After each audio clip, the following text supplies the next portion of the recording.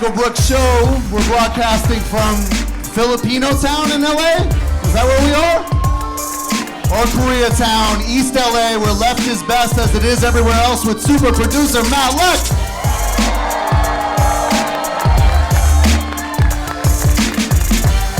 Chief economist David Griscom.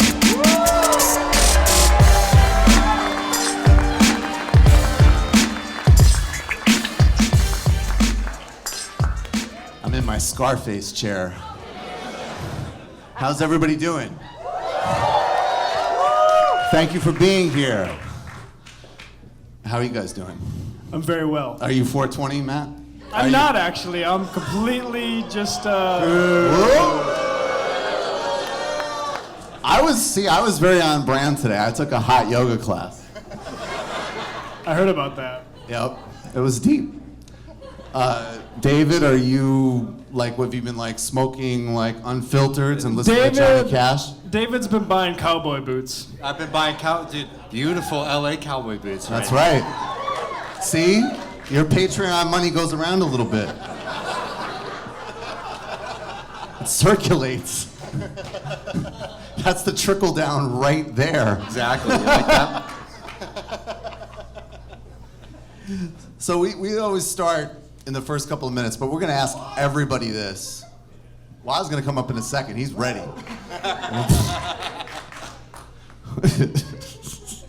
The question we have for tonight, though, that we're gonna start with the three of us. We're gonna go in, and by the way, I think David's answer we're gonna let David have, but nobody else can answer this way. If there was one right-wing figure, one.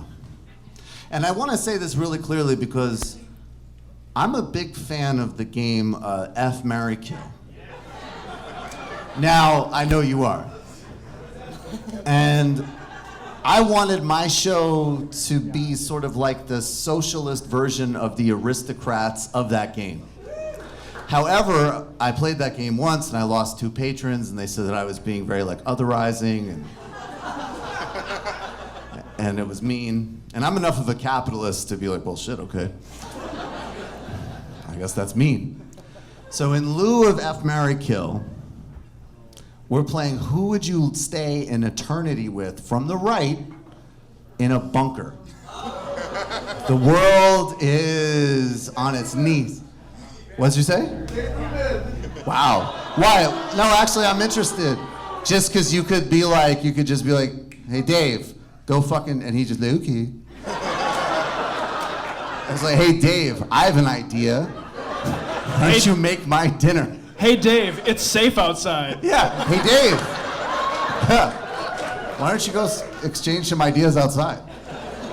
So that's the question, and we're gonna ask everybody this. David Griscom, I think I know your answer, and I just want to say preemptively, no one else can give this answer because it's too easy and it's too obvious. But go ahead.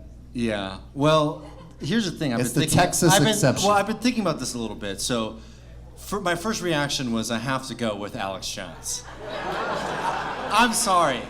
I need somebody with spirit and vigor. But I've been thinking about it more and more. And I don't know if that's a good answer because I don't know if I could spend eternity with him. You're not going to like who you spend eternity with. I think I want a survivor. I want somebody who's been prepared for this. Somebody who might have been selling preparedness for the apocalypse. Oh, shit. So I've been thinking Jim Baker. So if you don't know, Jim Baker is a televangelist. He's a survivor, first of all. He went to prison and then came out and created a new grift, which was selling ridiculous preparedness meals to people. Grift in your opinion. So Jim Baker is the perfect person to be with because he's got the food. And in a post-apocalyptic situation, I want to be with the man with the food. I think there's audience respect for that pick. Matt Leck, who are you spending who are you sharing your Audible password with in eternity? Glenn Beck. What? I can barely share the planet as is. Why? And it's not because of his, historical understanding or, racial attitudes. It's his sense of decor. Right. For people who don't know, His sense of decor. before Glenn Beck lost a lot of money on The Blaze, he was broadcasting out of a Recreation Oval Office. That was his studio for his radio show. That's pretty cool. And that is what if I'm gonna spend eternity in a bunker, I want somebody who's gonna make it at least sort of interesting like that. So I want to be in sort of like I imagine like a room that's just the Senate. And so yeah, Glenn Beck is who I would decide. But wait, this is important to know. Is this Glenn Beck before he transitioned into a hipster? This is like right after the Samantha Bee reclamation of Glenn Beck. God. Wow. All right. Well, I'm the host, so I'm gonna do a little bit of a loophole. Is that okay? Can I do a loophole? Is that all right? Do we like it? All right. So this person is absolutely a right-wing figure. If you know anything, that's what he is. Some people might not perceive him that way, but I'm going to spend the eternity with, obviously, the brother minister, Louis Farrakhan.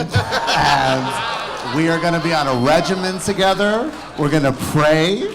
We're going to eat, like, yams from, like, whatever, like, Muslim spot. The bean pies will be stacked.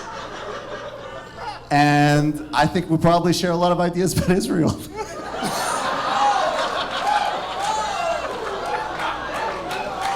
Jake, joking. I didn't say the Holocaust, I said Israel.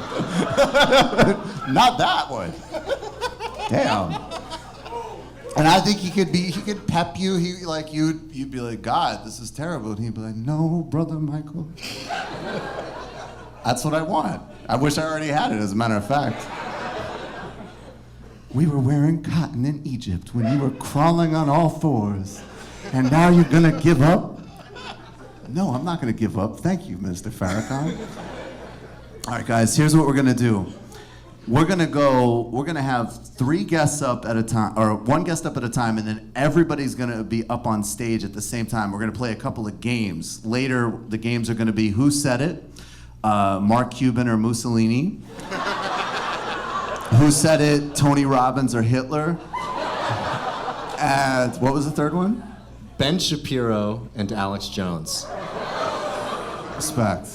So, but first, we're gonna each have these 3. I mean, I just have to say, please do, this is the cheap one, but you gotta do the preemptive applause for Nando Vila, Wosny Lambre, and Anya Kasparian.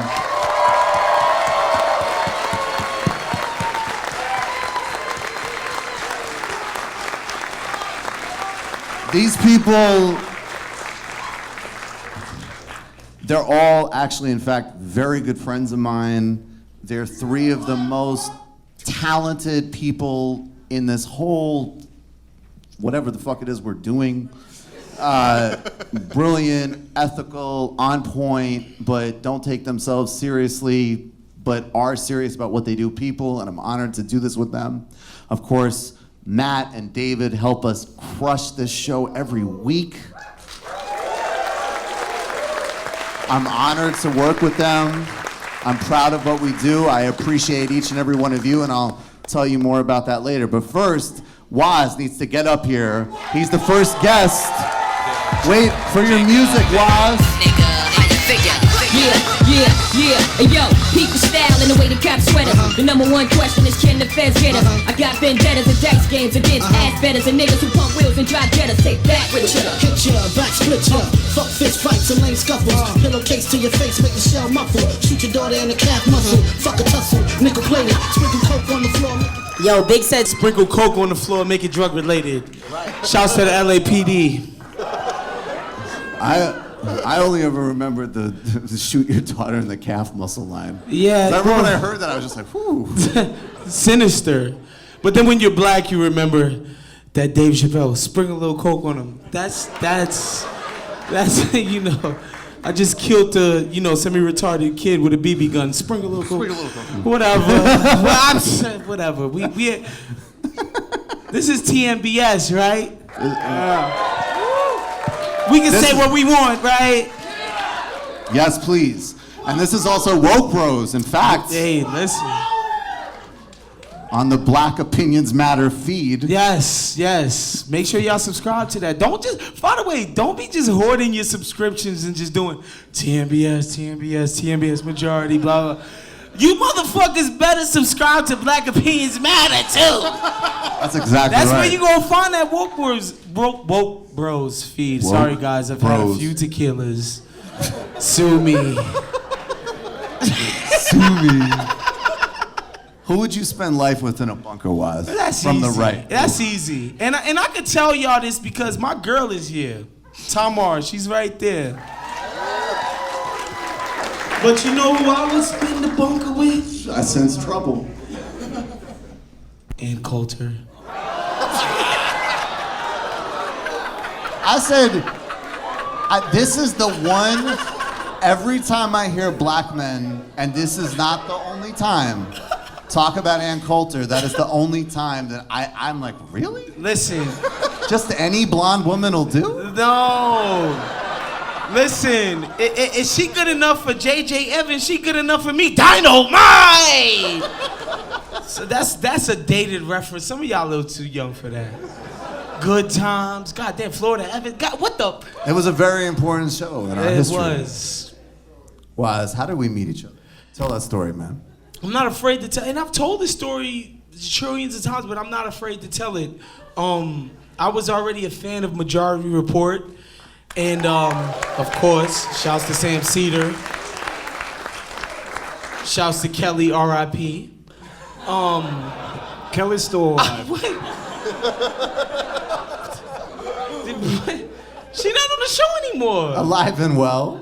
But R.I.P. All right. Transitions. She'll appreciate that. So I was a fan of the show, and I remember I was watching a Michael Monday, and the funny thing that you guys will laugh at is that I used to skip the Michael Monday.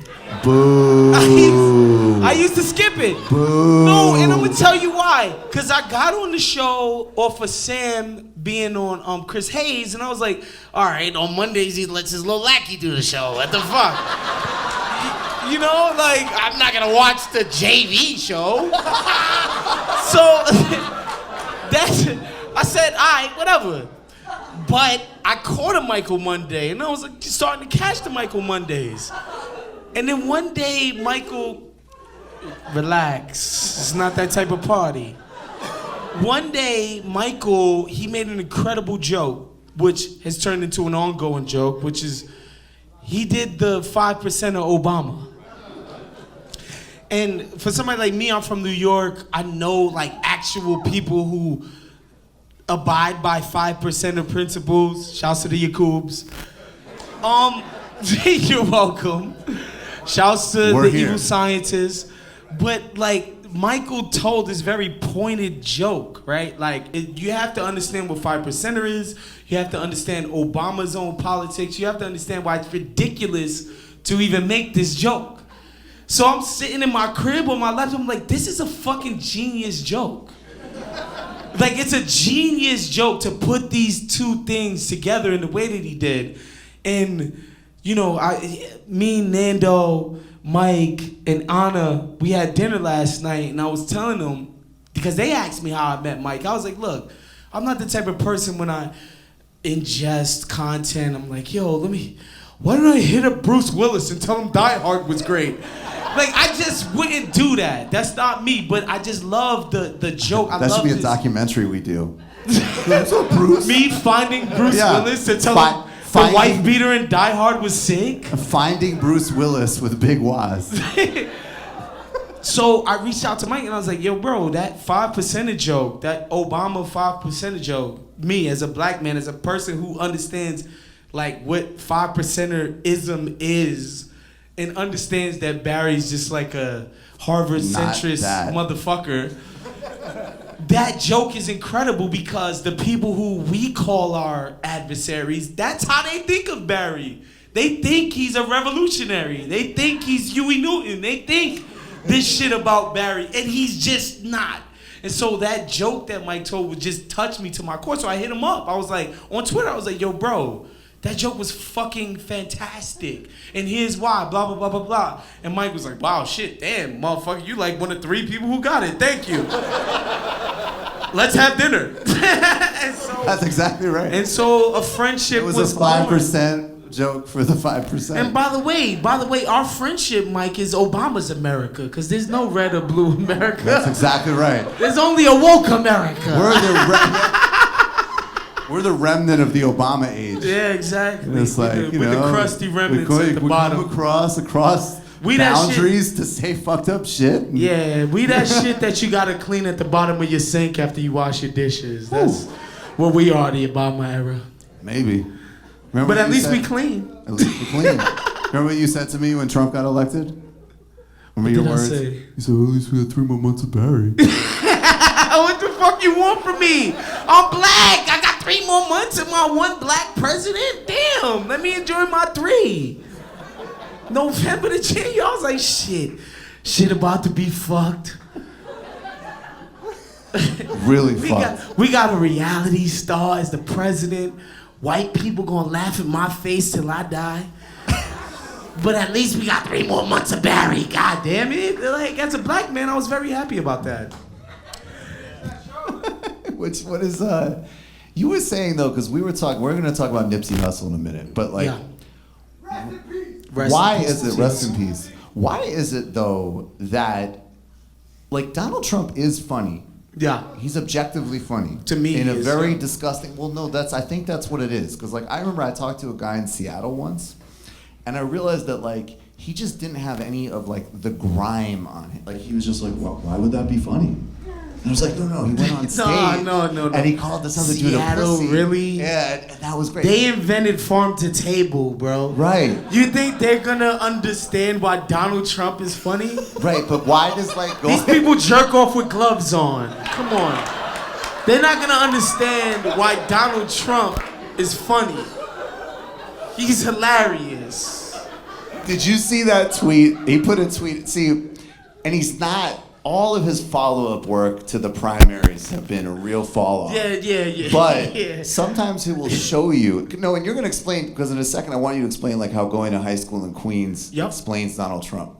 This is important cultural strategy and insight here. But he did one 6 months ago where he put out a tweet. I guess John Kerry, I didn't even know about this, but I guess John Kerry was like, oh, I'm thinking of running for president. And stop. And Trump tweets out, he's like, I hear that John Kerry might be running for president. I should be so lucky. And then it's like, period. And then he's like, but seriously, the 2020 Democratic field is shaping up to look really good. ... For me. In all bold letters. I was like, you can't ask me to not laugh at this. This is ridiculous. He gets it. He understands the way that you cut somebody down. Like, he gets it. It's like, you're lower than this, you're worse than this, and guess what? All of those insecurities that you might have had about yourself, they're fucking true, bro. They're fucking true. And that's what he understands. He can sense weakness, if anything. And by the way, he senses confidence.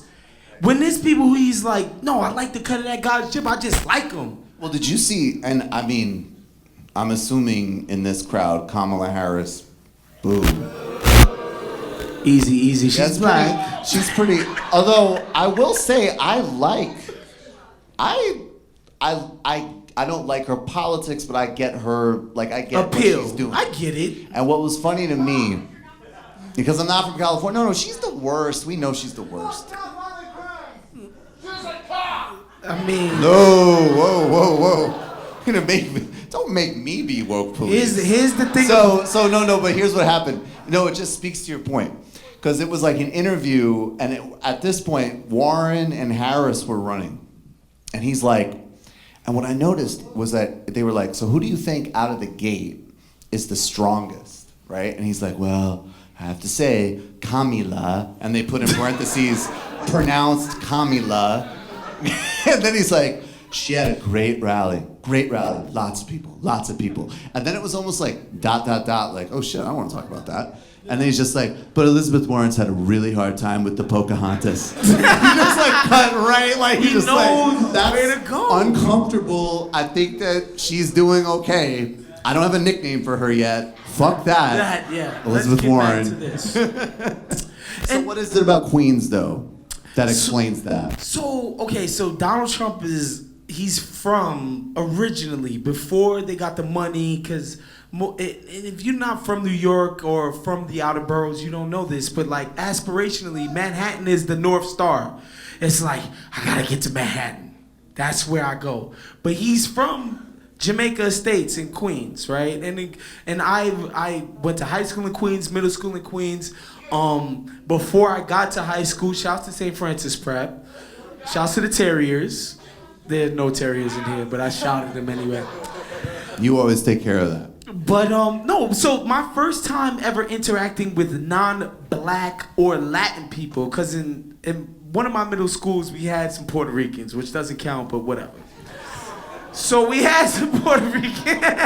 No, so when I got to high school, that was my first time ever actually interacting with white people.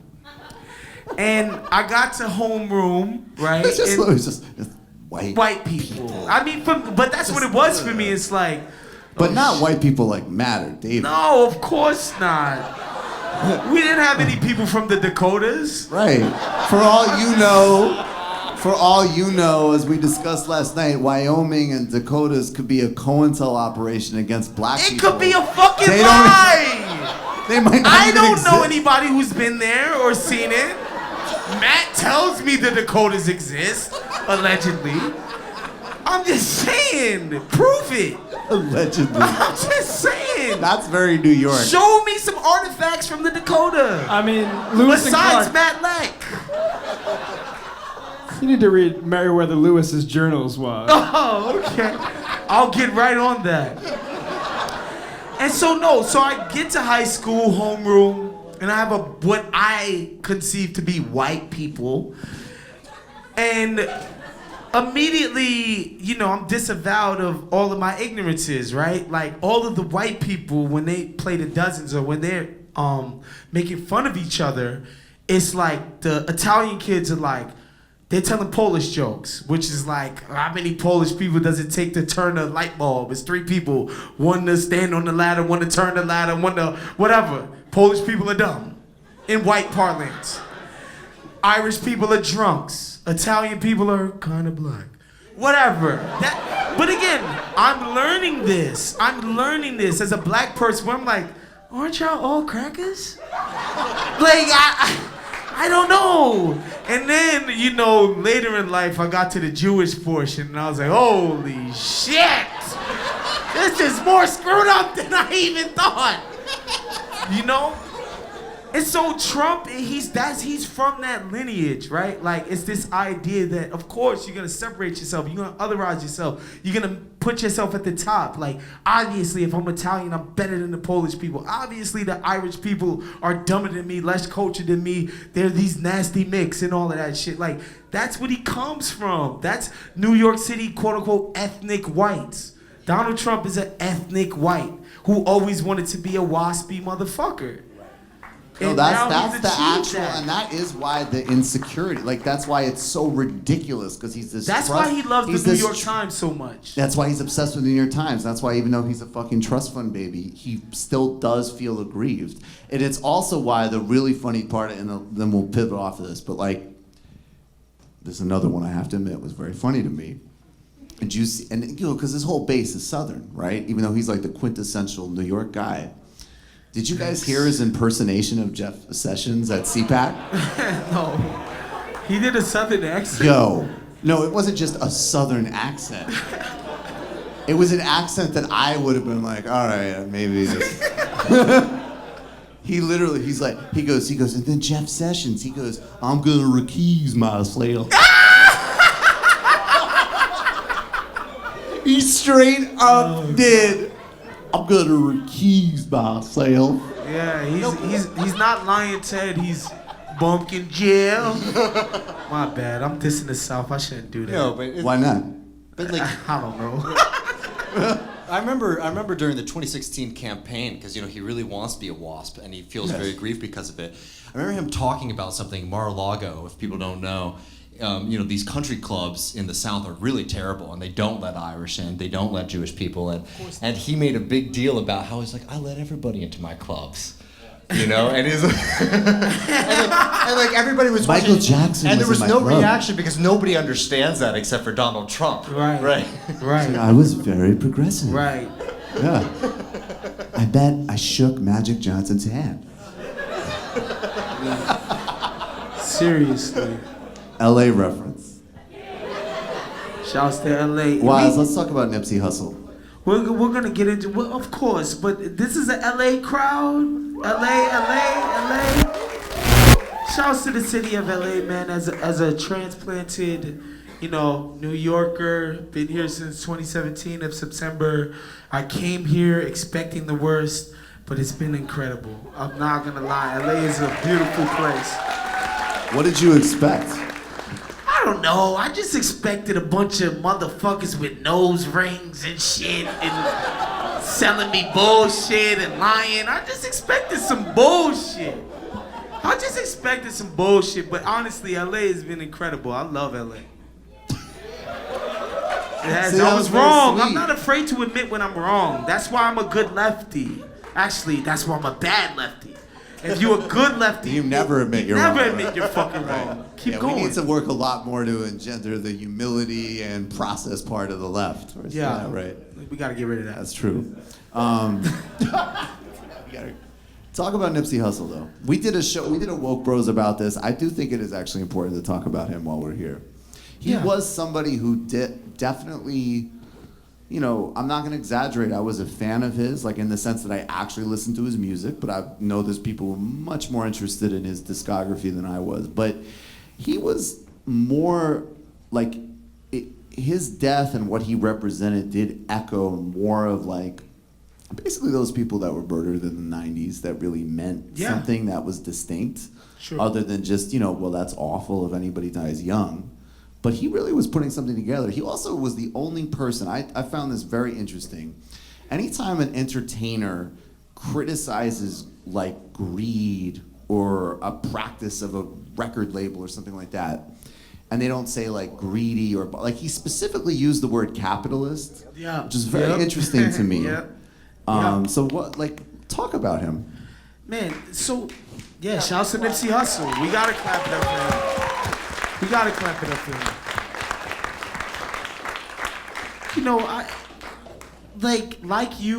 I found Nipsey Hussle's music only last year, February, when his first major record label album dropped, Victory Lap. Which, I never listened to his shit previous, but people who I respected were like, no, you need to listen to Nipsey Hussle. He's dope. In my own ignorance, my own New York City hubris, I was like, all right. Fuck him. He has a nose ring. I don't want to listen to that. It's not even that. It's a gangbanger from Los Angeles. We get it. We've seen it already. Gangbangers can't rap. They gangbang. Whatever. I was being that person. And, it took a couple of people that I was very close to whose opinion in the arts that I respect. And they were like, no, you need to listen to Nip. I listened and I was blown away.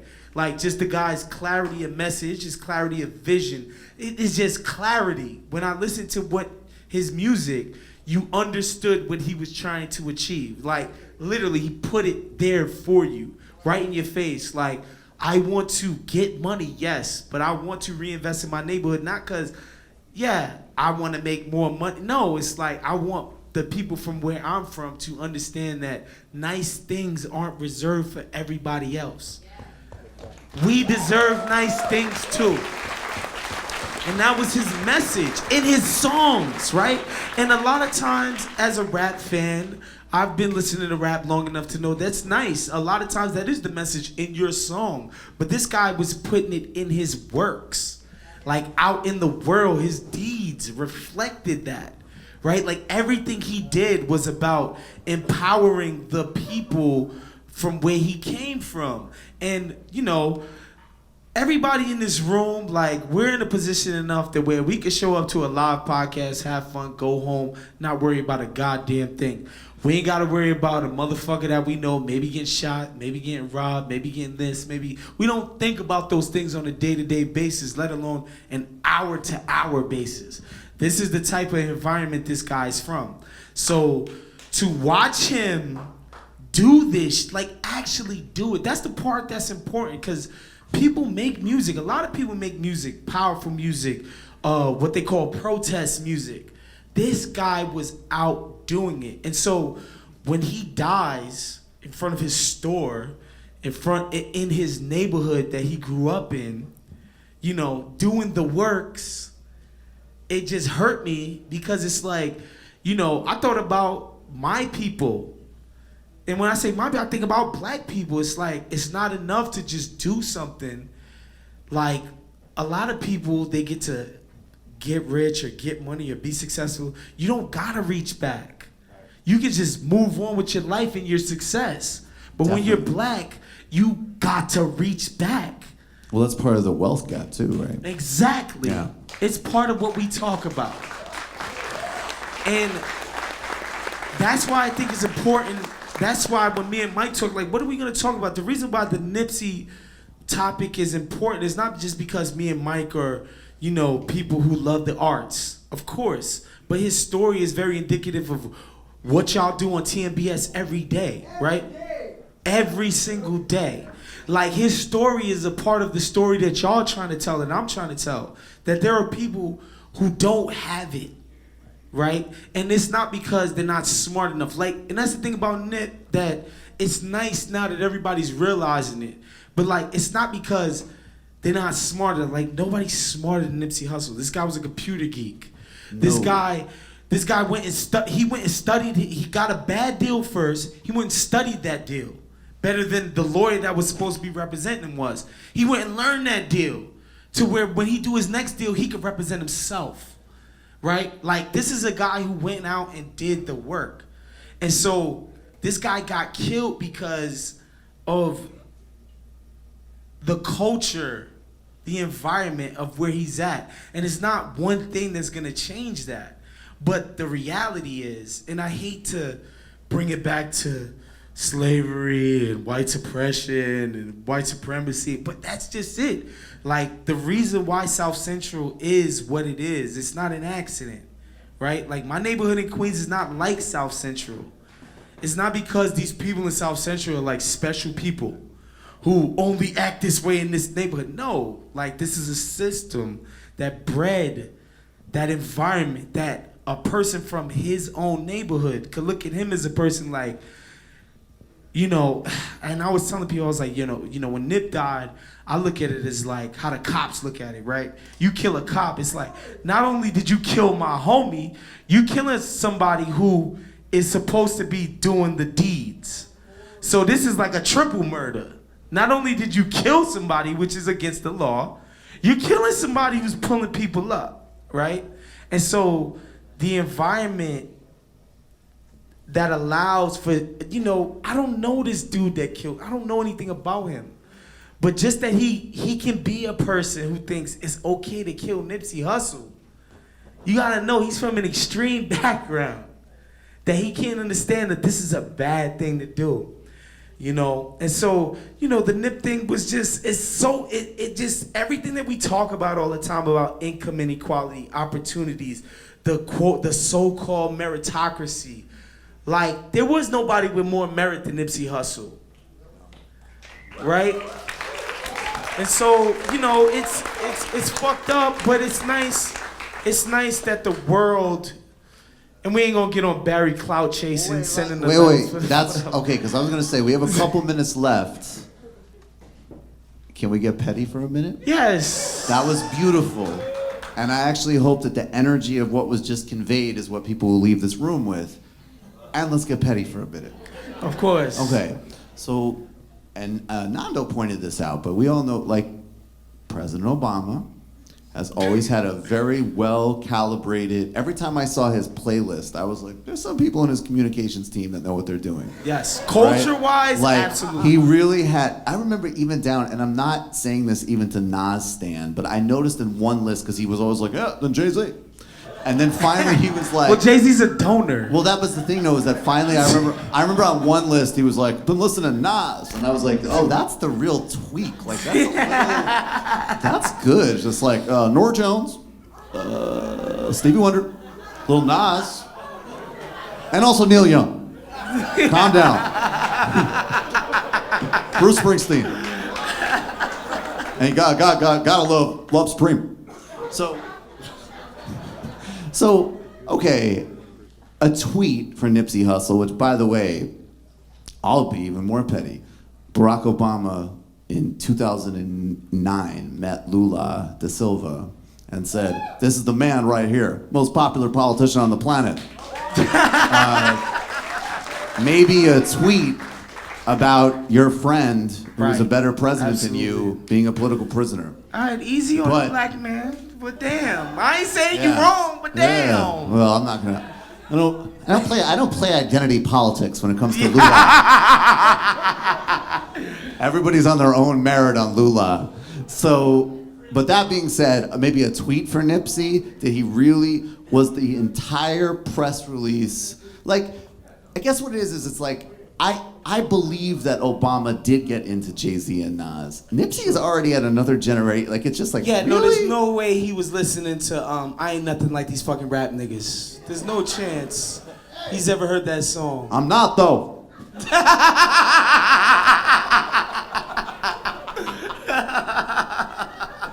Yo, chill.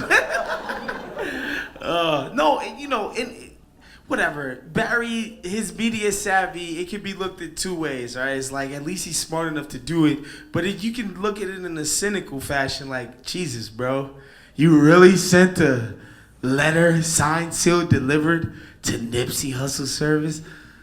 It felt like, damn, this shit popping right now. Send one of those things over there. That's what it felt like, you know. But again, to me, and I might sound like naive, and I might sound like an idiot for this, but I think all of these things are actually good in the sense that, like, people will see, like, if you go out in the world and you try to actually touch the lives of the motherfuckers around you in a meaningful fashion, people will actually take notice of that shit. And so it feels like that with Nip. And because every other day there's some other shit. Because even when Trey came on with us, and again, Trey is an LA cat, and he's like, Nip don't play ball. He used his money to renovate some parks, some ball courts. Because he's like, this is where the people hang out. Let's renovate it. Let's make it some shit that they could use. He's not a hooper. There's hoopers from LA who never did that shit. So, like, it just makes me feel like when you do deeds, maybe, just maybe, good things will come out of that shit. Where, like, this guy's getting recognized for deeds, not his raps. Like, the biggest thing on CNN on this is like, the guy just wasn't just a rapper now. He did open a school. He opened a shared workspace. I mean, the guy was actually doing stuff. When I read, I wondered that. I was like, how is Nipsey going to be covered? Because he's brilliant, he's talented, he did serious community investment, and he is literally a gangster. Yes. How is that going to be perceived? And then I saw he invested in a WeWork space. I was like, oh no, he's good. But he will definitely get good coverage. He did a WeWork space. And you know, and I think it's important. I think it's important for, you know, what Mike and y'all do. Like, I love it. Not just because Mike is my personal friend, but I feel like you guys are putting shit out in the world in a way that the people can actually receive it, right? Like, it's not about, oh, I'm wearing a fancy suit and I'm on the cable news. I'm on the this and this and that. It's like you. I should be. Well, I mean, shit. You ain't gotta tell me. But, like, you guys are putting it out in a way for people, common people, regular people like you and I, to receive it and be like, you know what, man? I understand what the fuck these dudes are talking about. That's the whole point. And I know why I gotta do it. And I think, you know, I would never act as if I'm some emissary of Nipsey Hussle, but what I received from this cat is that you should deliver your message in the most clear, passionate, true way that you can, so that the people can receive what the fuck you trying to give them. Wow, So, that's what you thank bring every single time. Thank you, I man. love you, man. I love you too, brother. Thank you for this, bro. And I'm gonna be back for part 4. Don't Yeah, worry, you're I'm gonna back still for talk part some 4. shit. That's right. We're back for the contest. Give it up for Waz. Waz, come on.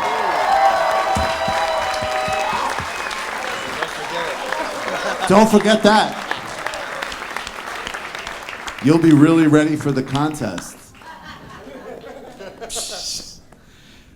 Waz is the best, man. You deliver. And so the next person.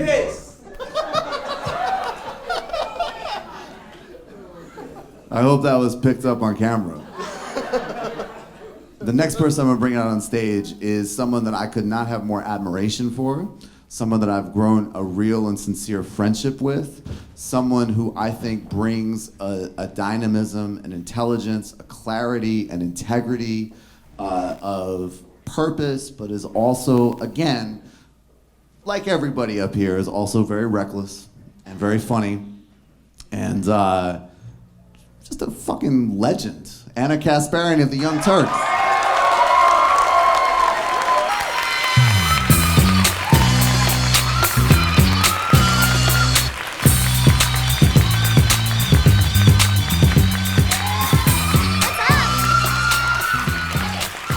It's really good to be here. I'm so glad you're here. I gotta ask, who are you spending eternity with in the bunker?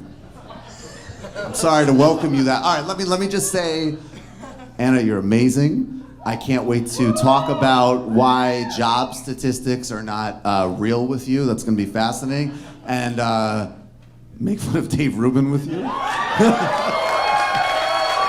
had to be that. You're amazing. All right, who would you spend eternity with? So I put a lot of thought behind this, and at first I'm like, okay, this is actually a great opportunity. So at first my mind went to, who do I want to fight? And I was like, Laura Ingraham. Like, Laura Ingraham, I, get to practice some of the kickboxing that I used to, train. That would be amazing. But I'll get tired of it pretty quickly, Definitely. right? You don't want to live with somebody that you have to fuck up all the time. So then I thought about people who would likely shut the fuck up all the time. And I decided I'm tired, I'm exhausted, so I would go with Ben Carson, because I feel like we would nap the whole time.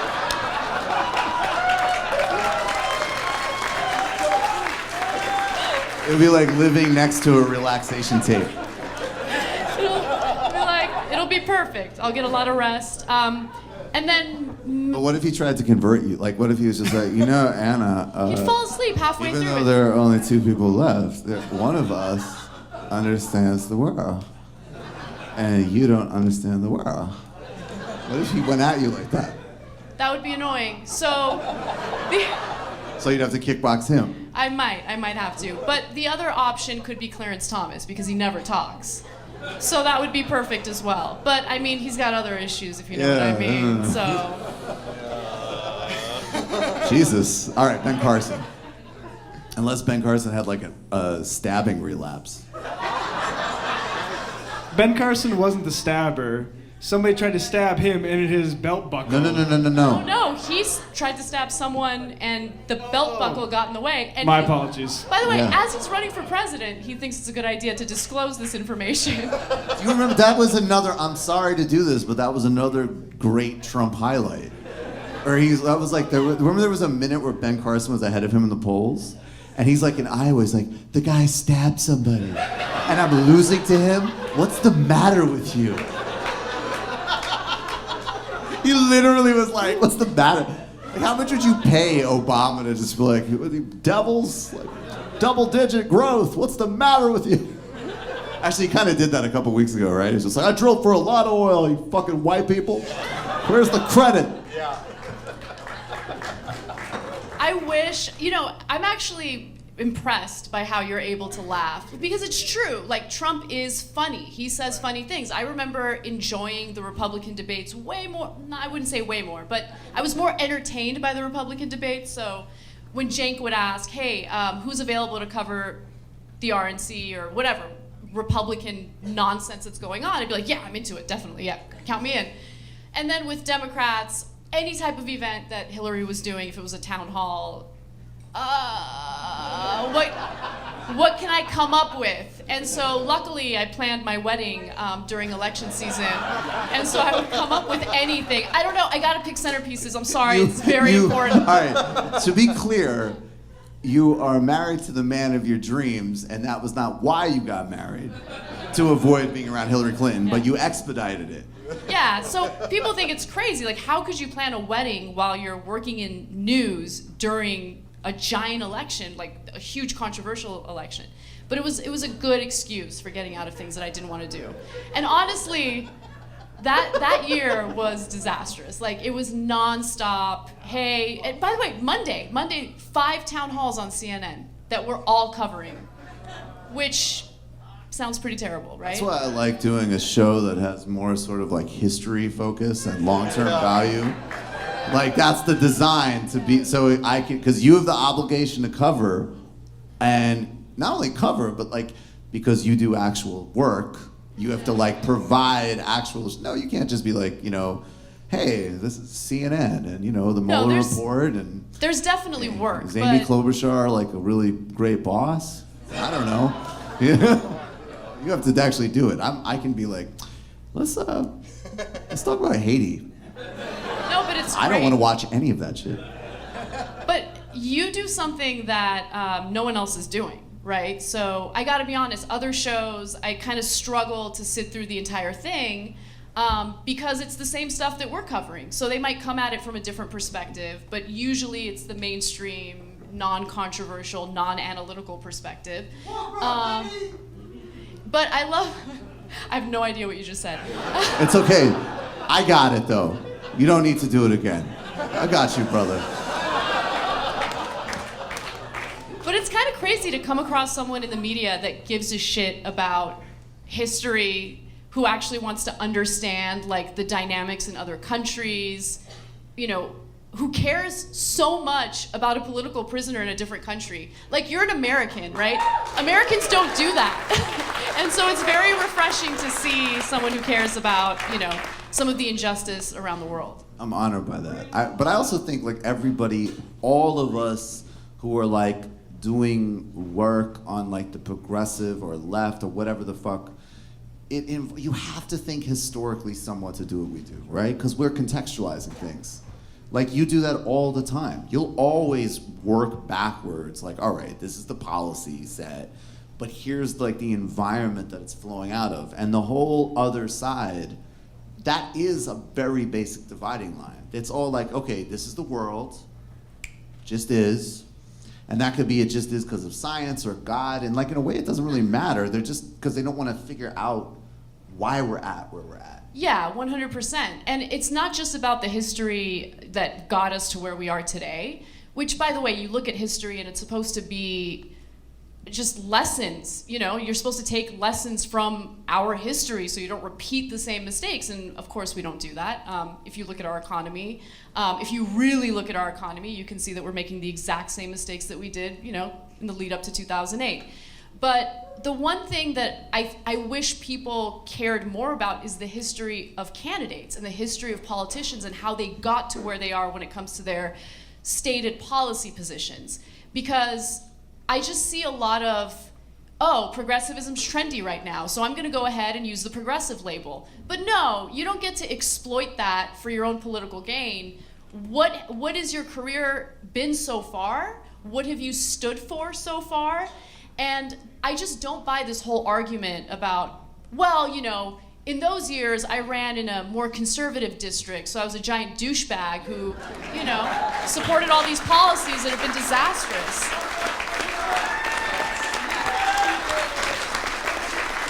That was the Beto O'Rourke section. For me, I think what's really admirable is when you come across someone who is willing to lead. And a leader puts him or herself in an uncomfortable position and fights for the right thing, even knowing that it's not popular at that moment, even knowing that it's unconventional at that moment. Definitely Bernie. Of course. For decades. I mean, I played on the show a couple weeks ago. You know, Cornel West was on with Mehdi Hassan, and Cornel West he's my favorite dude. That's my like MVP. And he was like, look, like Bernie's like me. He's old. Like he doesn't know all the buzzwords, but he has commitment. And he's the one. Like I know he would be arrested with me today, and it's just different. It's different. Like, of course I respect Elizabeth Warren. Of course I like Elizabeth Warren. You know, and then that's pretty much it. But Bernie's got it's just different. It's a level of commitment and an understanding about conflict. one of my favorite Bernie videos is from, right after, the recession happened. And I believe it was the Senate. Yeah, it was definitely the Senate. They're questioning Alan Greenspan. Yeah. It was like a hearing with Alan Greenspan. It was one of my favorite videos because Bernie Sanders just was asked very pointed questions. Did you or did you not say X, Y, and Z prior to the recession? And Greenspan looks like a moron. He knows that he's caught, right? And he had to admit that he was wrong. He had to admit that those economic policies were wrong. And it just felt good to see someone in elected office actually fighting for the right purpose and also feeling vindicated, right? You can see it in his face. He's feeling vindicated because he was warning everyone. Well, no, you're exact. Well, because there's clips of him going back, because there's tons of clips of him like that in the 90s when he's saying it, and Alan Greenspan's on the cover of Time magazine. Exactly, yeah. And I can't say that I feel the same frustration that he does, but we keep seeing bad behavior get rewarded over and over and over again.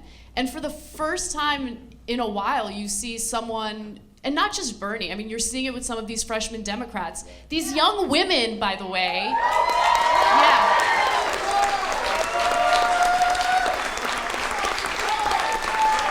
Ilhan Omar.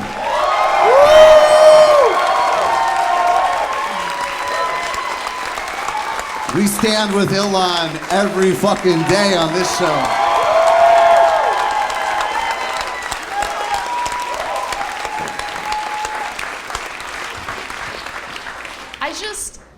I love a sassy bitch, right? I just do. And I love when strong women stand their ground, despite all this wave of hate and all these attacks and these threats against them. Ilhan Omar, in the middle of the country going against her and making her out to be something that she clearly isn't. She thank you. She stands up and she's like, look, I didn't get elected to be quiet. I got elected to fight and represent my district. And I love it. I really do. And she's changed the game. I mean, what she's done in the past couple of months, moving the window over, talking about American imperialism abroad, talking about Israel and Palestine, has been so significant.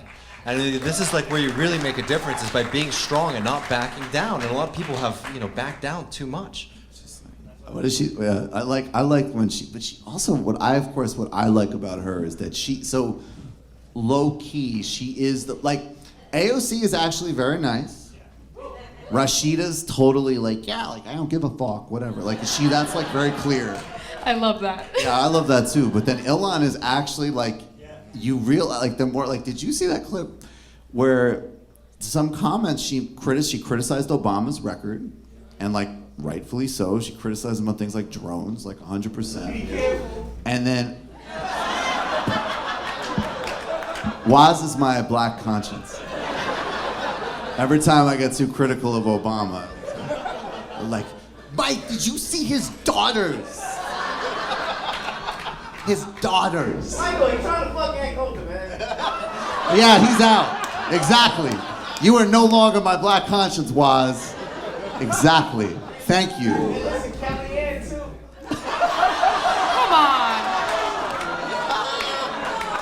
Maybe we can have an impromptu gulag segment. Gulag. But she said she was getting harassed. You know, some idiot was like, well, I should say that. They were like, you know, doing the hallway mic thing, and they were like, you know, what about like, are you saying that Trump and Obama are the same? And she's like, of course not. One is human and the other is not.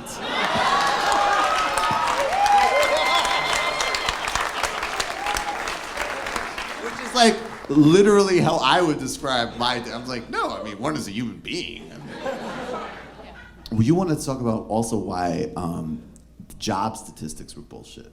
Yeah, so I talk about this, it's more about the general coverage of the economy in the mainstream media, which drives me crazy, and I feel like we're losing the narrative as progressives, and we need to do maybe a better job in revealing what's really going on in the economy.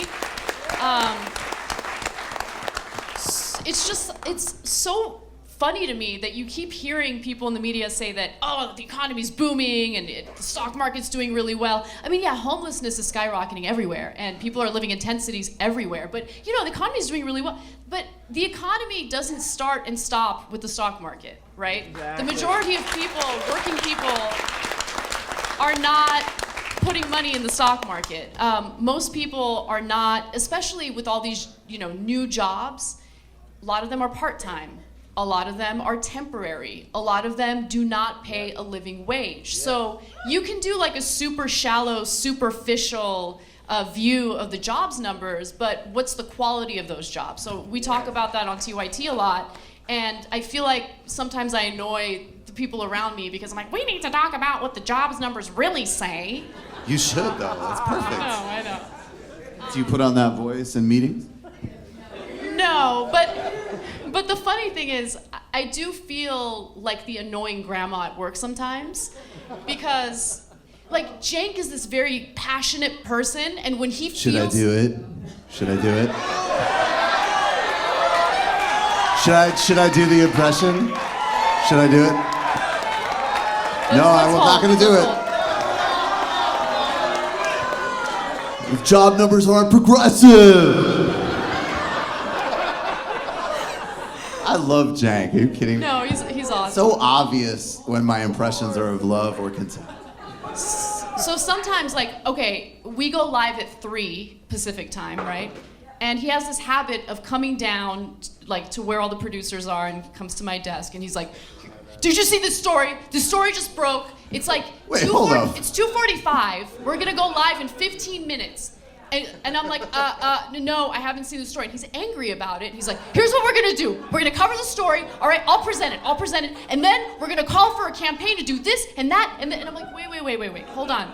So like, I feel like kind of the old lady behind the scenes who's like, look, we gotta really stop and think about this first. You know what I mean? And but we do. You're right. No, I know. I'm like, let's actually have a plan in place, and let me look into the story first. Like, let me decide how I feel before I have to comment on it for this giant show with this giant audience.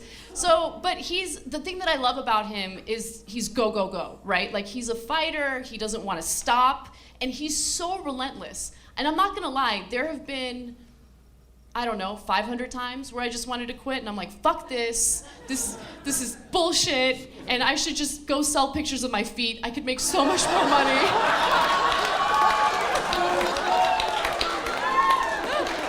I'm not kidding. I can make a lot of money selling pictures of my feet. I have no doubt of any outlandish shit I hear that could be sold online. But he motivates me to keep going, right? And not sell your feet. Huh? What? Not sell your feet. Yeah, I actually had a conversation with him about it. He's like, don't sell pictures of your feet. It's a bad idea.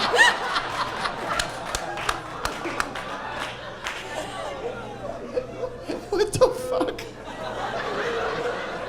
I would love just to see pictures. Cenk's reaction to that. Yeah. Of course you shouldn't. You're a journalist. And he's this optimist. I don't know. I don't understand it. I really don't. He's very optimistic. You don't think you're an optimist No. on some level? On some level, yes. But no, you're right though. I'm not. I try. I mean, part of it is just I will pull coastal, like New England, New York. Ooh, that cynicism is there. You guys definitely are a little bit, and I understand. I told everybody I took a hot yoga class today. I get it. I'm feeling very optimistic. That's hilarious. I did. You crazy? Of course. That's what I woke up with. Obviously. So, but why instead of selling your feet, why don't you go out and sell ideas?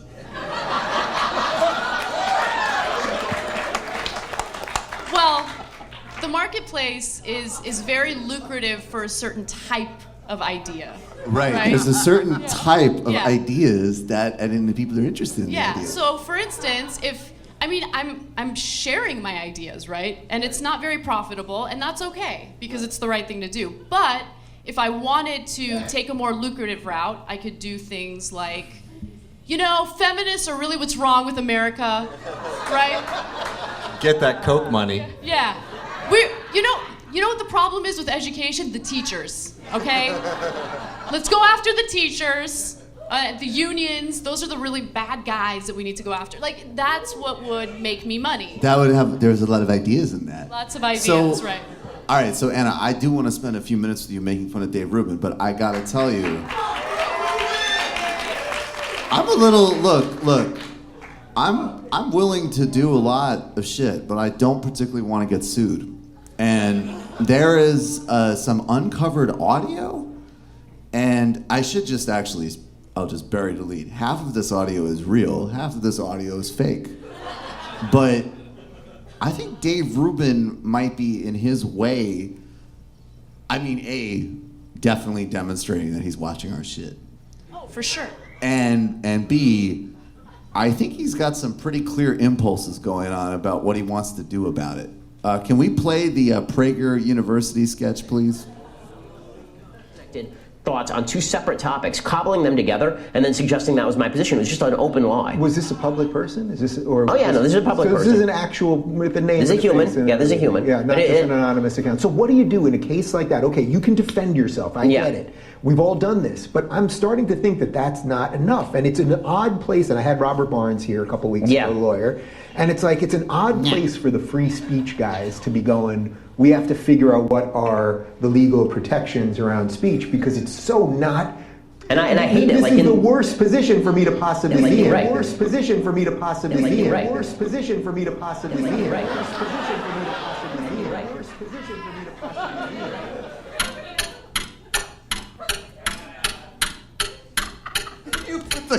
Moments later, in the PragerU locker room beneath Dennis Prager's house, Dave Rubin is dissatisfied with Ben Shapiro's lack of receptivity to the idea of weakening the First Amendment so the intellectual dark web can sue people who dunk on them online.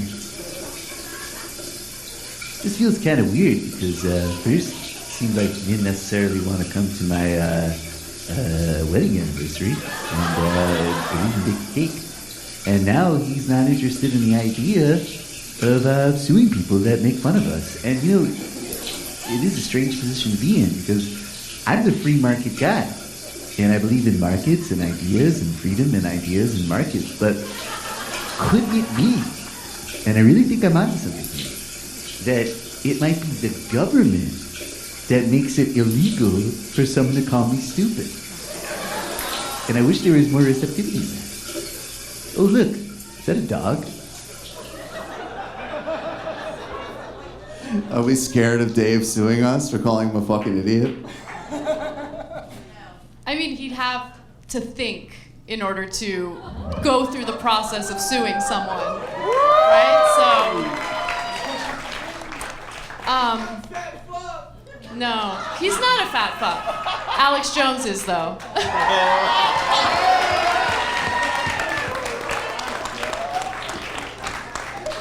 I'm just stating the facts. Like, people get upset at the facts, but I mean, we've all seen the pictures, the before and after.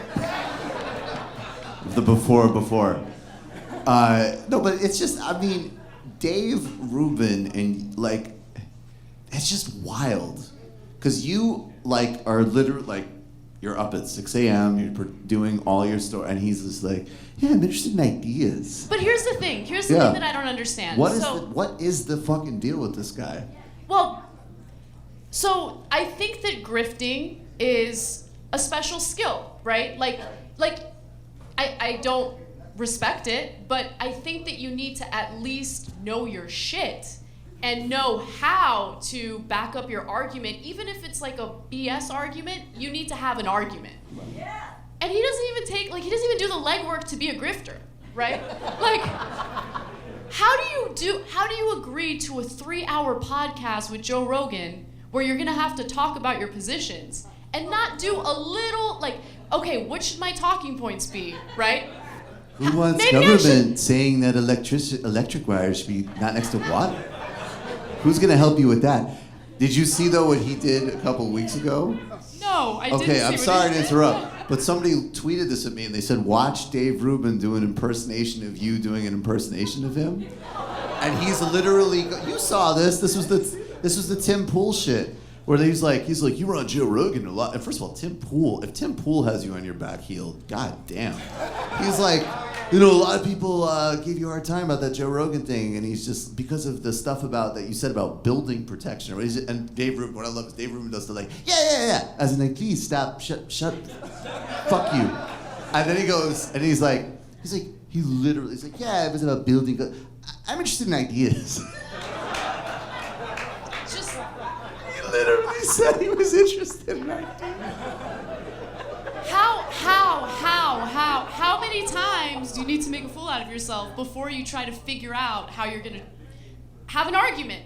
Like an argument to back up your ridiculous ideas. And also, you're gonna make strong comments about how Amazon is better than the post office. Just, can you please at least figure out how Amazon works logistically and whether or not they contract the post office? Wait, what? The post office part of Amazon? That's an idea I didn't even think about. Well, if Amazon bought the post office, I didn't learn about that. That would be really cool. Look, I feel like at this point, most people know he's a fraud. Right. Look, I mean, you guys have no idea how Your difficult opinion. it was. Don't sue us, Dave. It's an This opinion. was. Who, for all we know, you could be super earnest and shit. I think when we call you stupid, it's pretty descriptive. That's more like an objective versus subjective. But anyways, go ahead. Agreed. When he first left, I mean, he left on good terms. And then when he went on his shit-talking tour. Wait, he left on good, so he was like Judas Dum Dum? Like, what happened?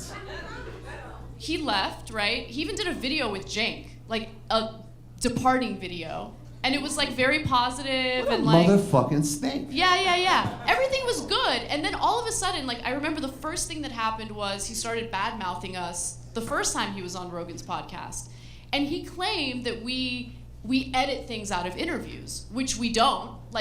And I think he was specifically talking about the Sam Harris debate that Cenk had, which was literally 3 hours long. There was nothing edited out of it. Let me tell you something. It was literally 3 hours long. It was. But anyway, that was 3 hours long.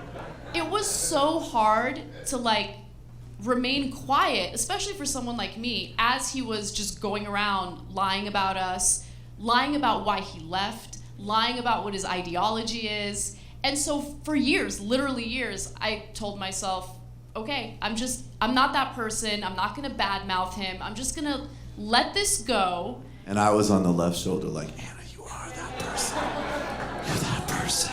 Be that person on TMBS. Dave's a fucking idiot. Let's talk about it. Be some good YouTube clips. And that day came. It came. It came too, Yeah. and you dropped the bomb.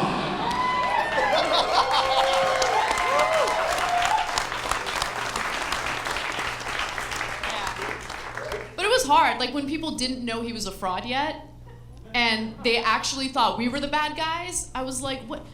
All things dark come to light. Just wait. Just wait. And then little by little, I mean, again, if you're gonna be a grifter, you are gonna go out there, you're gonna make your arguments, but people are gonna ask questions. And if you don't have answers to those questions, you're gonna be revealed as a fraud. By the way, the thing that got me through it was listening to you and Sam make fun of him. like, I love this. This is therapy. And they get it, and hopefully others will too. And of course, later they did. So. Such assholes. No. We know it's great. I love it. I'm happy that we are. The world needs assholes like you guys. No, we're assholes for the righteous. Just like tormenting Dave. Like the fact that the dude literally cannot say our name most of the time. No. Don't worry about those guys. Don't worry about those. No. I'm reading Jon Stewart. Mill. Did you see that even Quillette knows that Dave Rubin's a fraud now? Quillette, yeah, touch on this for a minute. So Quillette posted a piece saying, why is the IDW, the intellectual dark web, why is it all right-wingers? And Dave Rubin got upset because that it specifically explained that he was a right-winger hanging out with Charlie Kirk and Candace Owens. That's brand. I got a tweet from Dave Rubin to the editor of Quillette right here. It says, "Sad turn, Claire. You guys got crushed on a garbage piece. Your own publication refuted part of its basis. All you had to do was not double down. You defended yourself all the time on here when you get unfairly attacked. Not sure what's going on with you." And Claire Lehman, who's not good, don't follow her. But she responded saying, "It was mild, rational criticism. Stop being a big baby." And then I saw Dave put out a tweet where he said, "I'm going to New Jersey for a few days," and then he had a Sopranos gif that was like, "What?" And I just tweeted out, I quote tweeted it with 2 thumbs down emojis, and then I put #ideas. So that's the level I'm operating at. Can you tell, you're gonna come back up for the game obviously, but what is one thing that you actually are optimistic about right now? I do wanna know. It's cautious optimism because it's so early, but following Bernie's performance on the Fox News Town Hall, so I was talking about this a little bit, off stage, but one of the things that really stood out to me was there's this podcast I listen to called Left, Right, and Center, and Rich Lowry, who's the conservative, he writes for National Review and all that. Look, I don't agree with him on the vast majority of things, but he's actually... That's very tribal. He gave the thumbs up. He's at least reasonable. Like he's not like a Trump era Republican, which is good. So like maybe we put him in the gulag for a couple years. Sure. Yeah. I mean, just again, policy-wise, just give him a little workout. Just a little bit. But he was commenting on Bernie's performance, and he had nothing but positive things to say. And when you have a conservative saying, you know what, this is what I respect about him, he has a message that he genuinely believes, and he is ready to share those ideas and back them up because he feels sincere about them. And that, I think Bernie does have this ability to reach across the aisle in a legit way, not in a bullshit like, we need bipartisanship, i.e. we're gonna concede to Republicans on everything, right? That's not what Bernie's about. Bernie actually understands the economic frustrations that unite us all, regardless of political ideology.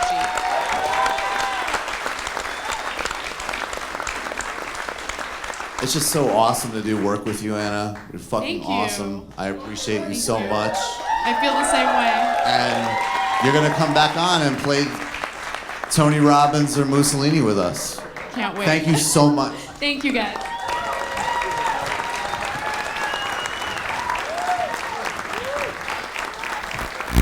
Anna Kasparian.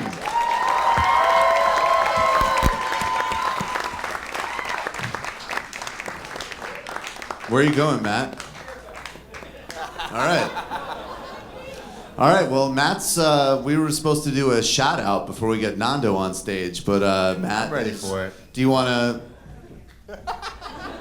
You all right, buddy? I'll stick around for the shout out, yeah. Yeah, stick around for the shout out if you wouldn't mind. Can we get the shout out? Back. Danarchy. I don't want to agree, but if Danarchy could give us a shout out beat, that would be Let's get some Jones. top of the line professionals. Let's get to the shout out. Creepy. Shout out. Weird. I think that's creepy. It's incredible. Shout out. This is crazy. Shout out. This is out of control. Shout out.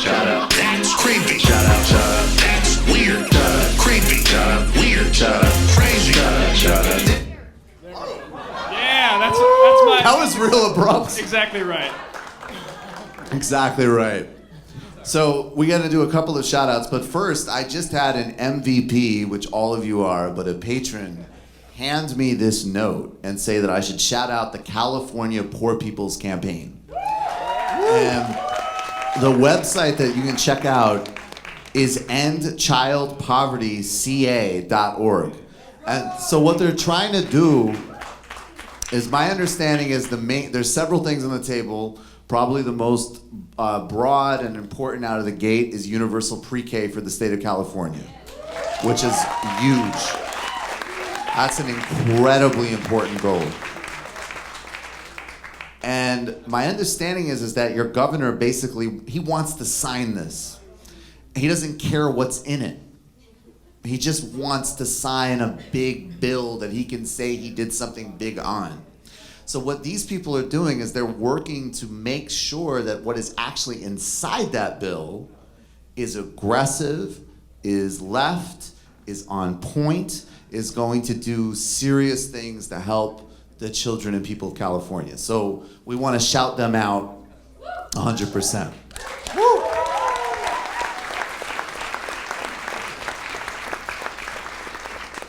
Now I'm going to keep this all anonymous, but there is a big universe of shows around this show, right? Obviously, Majority Report, then you have me, then of course you have Antifada, most importantly you have Literary Hangover. And then you've got people who interact with us who, you know, I just don't, I mean, I'll be honest, like I'm getting used to the idea that I'm on some type of like profile or something. It's still very weird and new to me, in spite of my very healthy ego. So, but I don't, like I think of us all as peers and all of us in the same community just doing different things. There's no separation in my opinion. And part of the way that manifests is some people like call into these shows and they're doing incredible work. Like there's a show called The Redirect by Ronald Reagan. That dude is a genius. And you'll get perspective on immigration law that's unparalleled. Like I listened to that podcast for my own job. We know that Dissident Peasant, you have that great podcast. I know there's another one that a dude who goes by Kentucky Fried Comrade on Twitter is trying to do on Cali politics. That's great. And I also really want to shout out another one. The Patreon just dropped for it. I became a patron, as I am, of these other shows, actually, called Ghetto News Network. Woo! I would really, really, really, really subscribe to and listen to that show. You know what the fuck it is, Woo! So there it is. There it is. All right, I got you. And of course, I have to say, as always, I mean, Lula does mean a lot to me, and I think through my relentlessness, maybe it started to mean a lot to other people as well. Free Lula.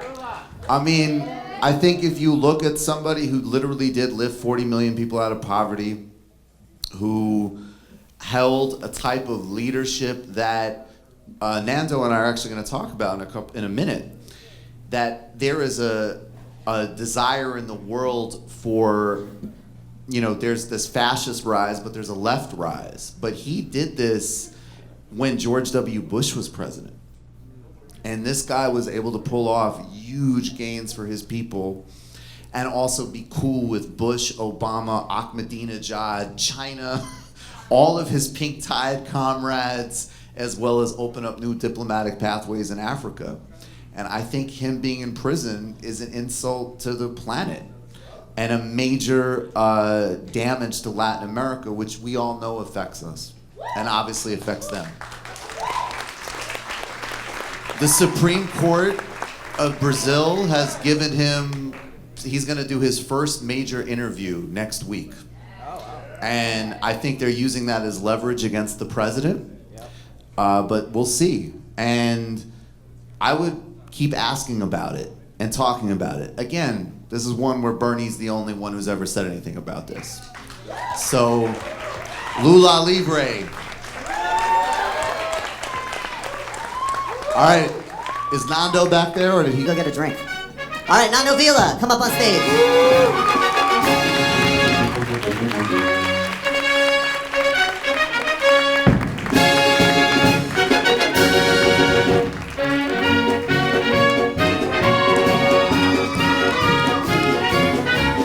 I have a hole in my pants. I didn't realize that. This is a pretty tune. This is the Cuban national anthem.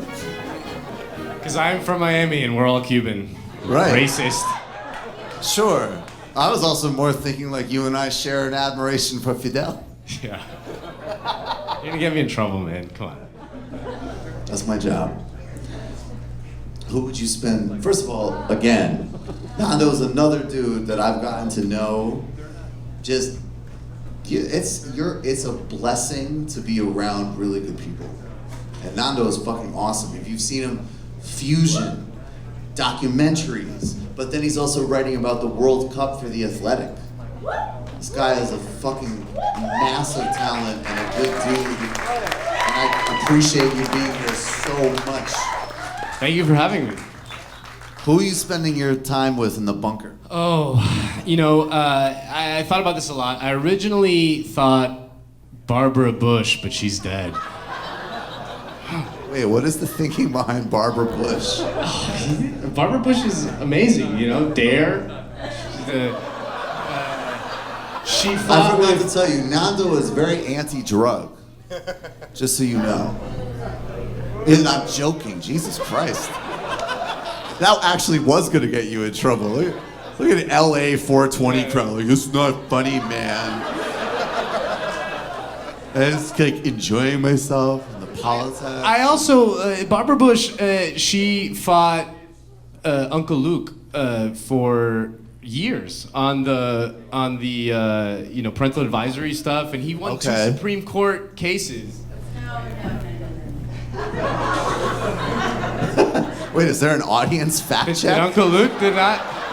Uncle Luke didn't win 2 Supreme Court cases? Yeah, he won. That was a very no. That had a lot of authority. Whoever did that should consider broadcasting.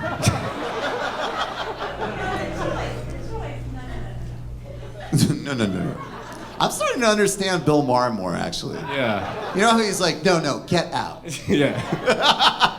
Okay, get the fuck out. The guy who I love you. I've never Bill who Maher. I actually would want to spend the rest of eternity. Bill Maher was he's the best at being the worst. Well, Bill Maher was also part of. Was he the one you were going to spend eternity with? No. In the No. Okay. All right, that's why God didn't stop it. Okay. Actually, you have to listen to that nonsense. Just like making jokes like the president, he's a Cheeto. And that's why he looks like an orange. But if Obama was like Shaft, maybe this wouldn't have happened. Okay. Yeah, I said it. I love it like Bill Maher is still saying, yeah, I said it about shit that's like, yeah, we expected you to say it. Yeah. And we expect you to say it like 20 years ago. So the guy I'm actually spending the rest of eternity in the bunker with is Charles Barkley. I think he is the best. I'm gonna need to go to the right-wing figure. All right, you can explain it, but then I'm gonna go to the informal judges here, and we're gonna do Does he a not ruling. count? Yeah. Super producer Matt Leck is on board. All right, what's your reasoning? And then we go to the chief economist. Well, because Charles Barkley is one of my favorite basketball players of all time. I mean, he was like shorter than me and a power forward, and led the league in rebounding and all this good stuff. He was in Space Jam, which but these are all cool things. Exactly. But where's the right wing component? Can I put of it? in here? Yeah. When Charles Barkley in Space Jam was hitting 3-pointers all over the place? I remember that, and then he couldn't do it anymore. He couldn't never do that. Charles Barkley was never a 3-point shooter. Anyway, sorry. Facts matter. That's why the movie never really took off. But Charles Barkley is one of these people who is like he's like a big like Reaganite, like pick yourself up by your bootstraps, you know, like if you're struggling, it's your own damn fault. You know, he always has that kind of discourse. So he's 100% on the right. I don't know, Griscom, man. what's your Look, vote on? I just committed to an eternity with fucking Jim Baker, and you're gonna say with Charles Barkley? I'm Charles Barkley all the way. If this is the options, is all I'm saying. I mean, okay, fine. Yeah, I'm changing my answer to Morrissey. Well, then the other, that's actually a good one. Or like New Order, yeah. That's actually a good one. Also definitely. I'll change my answer to Eazy-E. He was like at a Bush fundraiser. Like, it's easy. Yeah, the other option, I mean, another good one would be Roger Stone. That would be a good time. I respect that. I feel like Right? he would get so fucking annoying. Maybe. That guy he's got some stories, man. He would have some stories. I actually had this. I hate myself for saying this, but I had a Twitter interaction with Roger Stone once. Roger Stone follows Michael. Humble brag. Yeah. No, it was. It was just no. It was not. No, it was hilarious. Was that I don't know to this day why he started following me. This was well before this show. He's a friend of the pod. Yeah, he's a friend of the pod. Roger Stone. And it was like it was during the. I don't remember. I said some shit about John Kasich. Roger Stone like went to bat for John Kasich? No, not at all. He replied, he's like, yeah, he's probably too high from all the drugs he was doing in the 80s or some shit. And I was just like, did I just like get enlisted to do like fucking dirty tricks with Roger Stone on Twitter? That's kind of awesome. I buy it. I think I favorited it. Yeah. You know, it's just like, that's the cop out. You know, it's like. Yeah. I appreciate that. All right. Yeah, I guess Roger Stone checks out. Charles Barkley was bullshit, but that checks out. Oh, Michael Jordan. Michael Jordan's definitely on the right as well. Yeah, Michael Jordan is definitely. But I think he'd be like unbearable. Yeah. He'd be like, they could recreate civilization again, and I'd still be number one. Yeah. I'd still do it.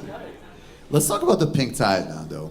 Sure. First of all, can you tell everybody we talk about it a lot on the show, obviously, and obviously it matters a lot to the show, but like, how would you define them? And like, do you remember like when you first became aware of these guys, like Chavez and Lula? Like it wasn't just that they were left, there was like a lot of charisma.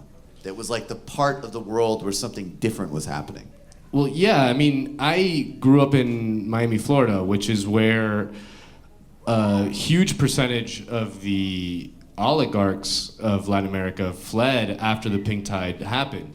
So sort of around the year 2000, Miami had a huge influx of wealthy Venezuelans and Colombians, Brazilians, Argentinians, and it really changed the city. And like that was kind of like my first introduction to these figures, which was unbelievably negative. Like I remember it was like Hitler, and then like Chavez was like 1 millimeter below. Like, from like right-wing Venezuelans I've met, I thought it would be more like Hitler was okay, had some good ideas. Hitler, yeah. Chavez, Hitler. But it really is like a remarkable thing that happened because it wasn't preordained that it should have gone that way. You know, Latin America's history is one of, you know, it's a very tragic one, largely thanks to my people, the Spaniards. We don't talk about that. He's a real Spanish person. It's okay, guys. Yeah. It's all right.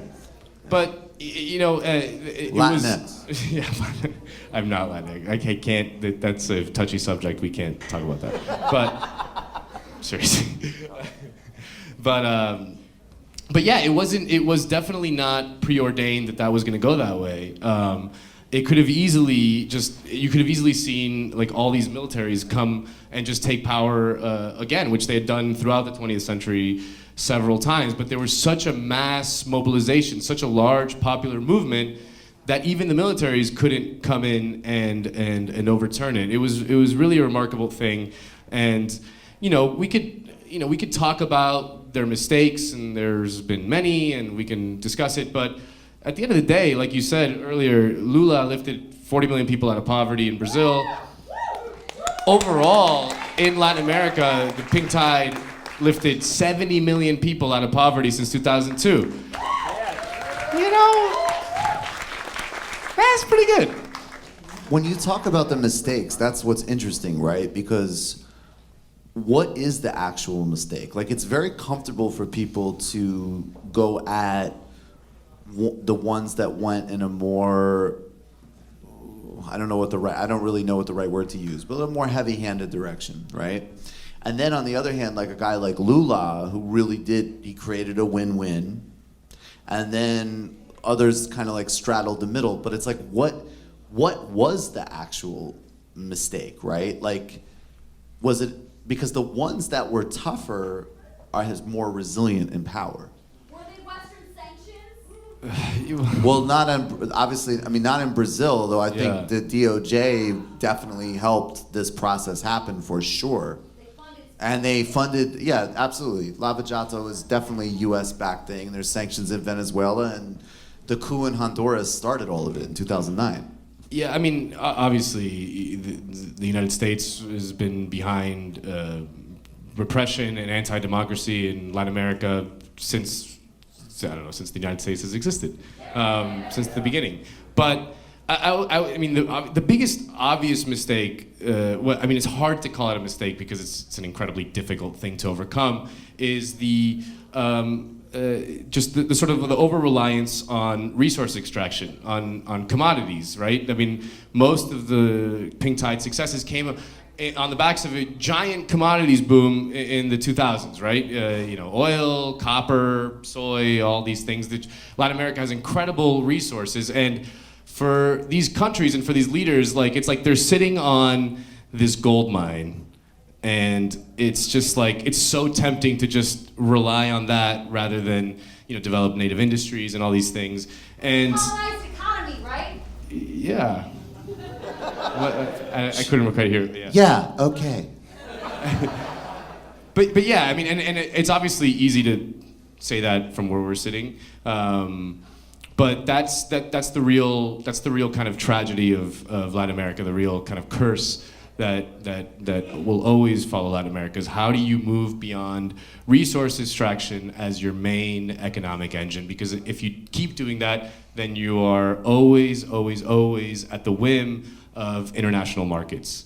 And also that same colonial domination. Absolutely. Because the conduit is all of those commodities. Absolutely. And raw materials. Going back to do you remember, do you remember when you first read, and you don't have to have read, I haven't read much, right? But I know, when you first read about the coup in Guatemala against Arbenz in the 50s, right?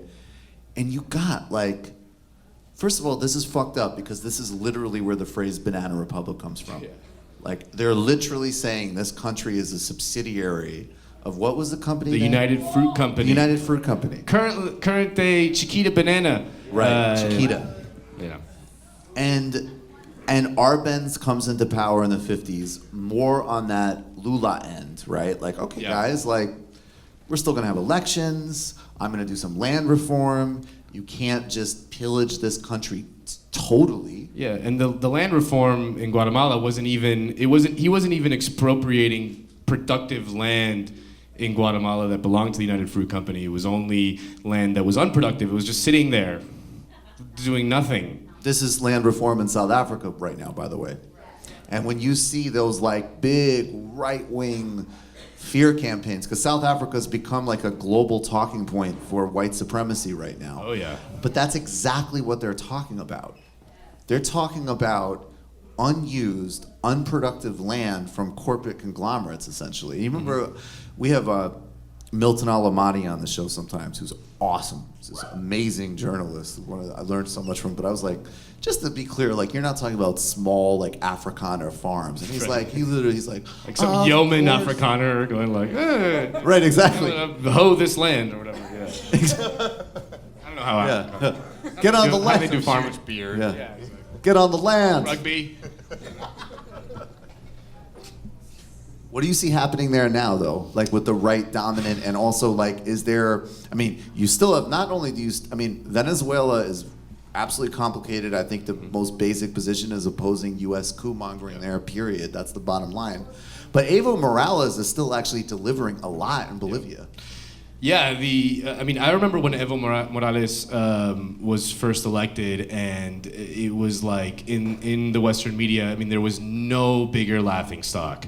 I mean, I remember in Miami, there was a radio show that it was famous for impersonating like political leaders and then prank calling them.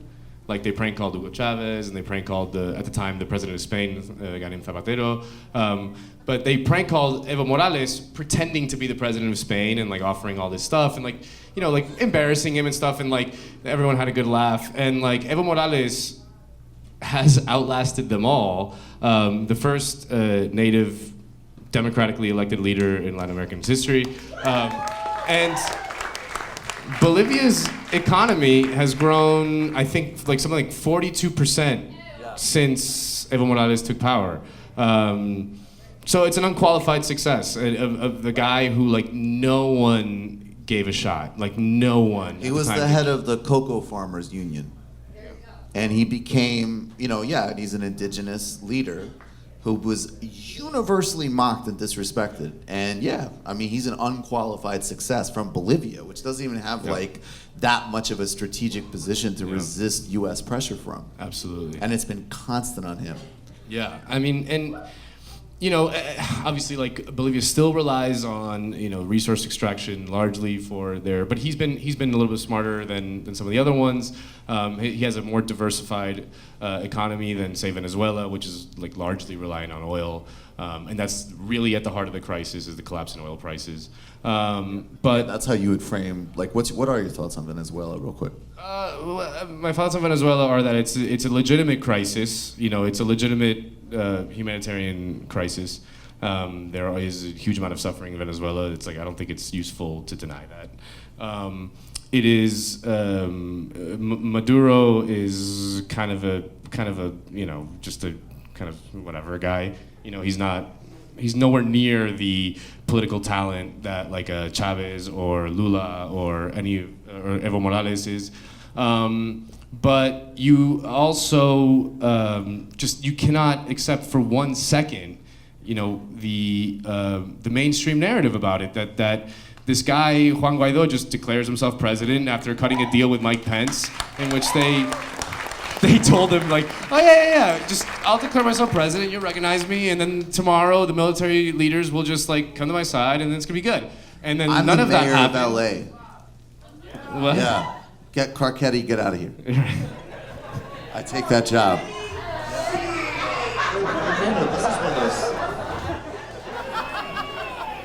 This is one of the struggles, right? Is when you're talking about trying to build left-wing governments in Latin America, is the power of the international finance community when it comes to cracking down. Because you know what? No one in the United States, except for some people on the left, are very worried about this pig, Bolsonaro, who wants to privatize as much of that economy as possible. Versus Maduro, who might not be the most capable, generational talent politically, right, is trying to maintain some forms of very hard-fought victories in Venezuela. There is no doubt in my mind, without any, I agree, you don't whitewash Venezuela, you don't whitewash Maduro, but if your perspective is coming from primary concern for poor people or unions or indigenous people, already Brazil is in a deeper crisis for those people than Venezuela is. Just definitionally. It drives me crazy to see like Bloomberg News or The Economist or what I think it was like yesterday, the day before, in Time Magazine's 100 most important people, or whatever. Bolsonaro was one of them. With fucking Ian Bremmer, who is like a liberal, like very respected liberal geopolitical analyst or whatever from like some think tank bullshit. No, he runs a private. He's an editor at large. He runs a private consultancy called Eurasia Group. Eurasia Group. Yeah. And they advise My banks, Asia Group?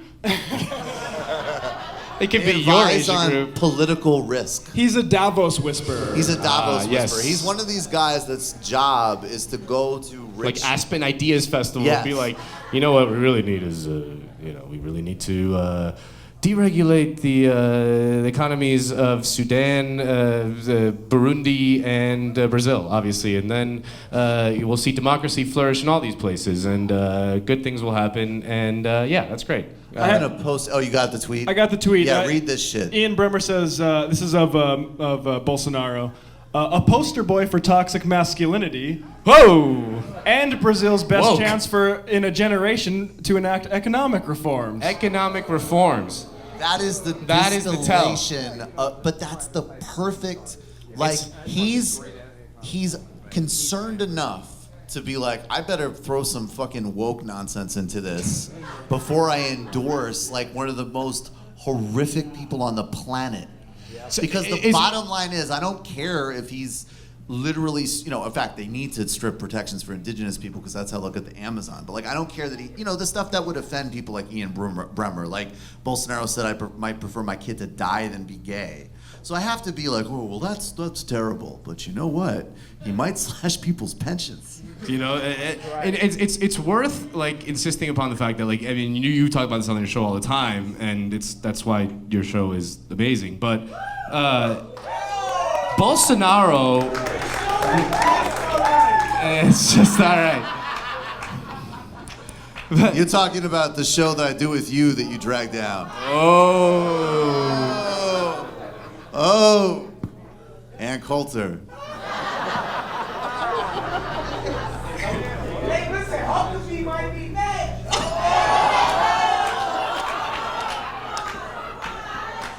Are you gonna be father or daughter? Father or daughter?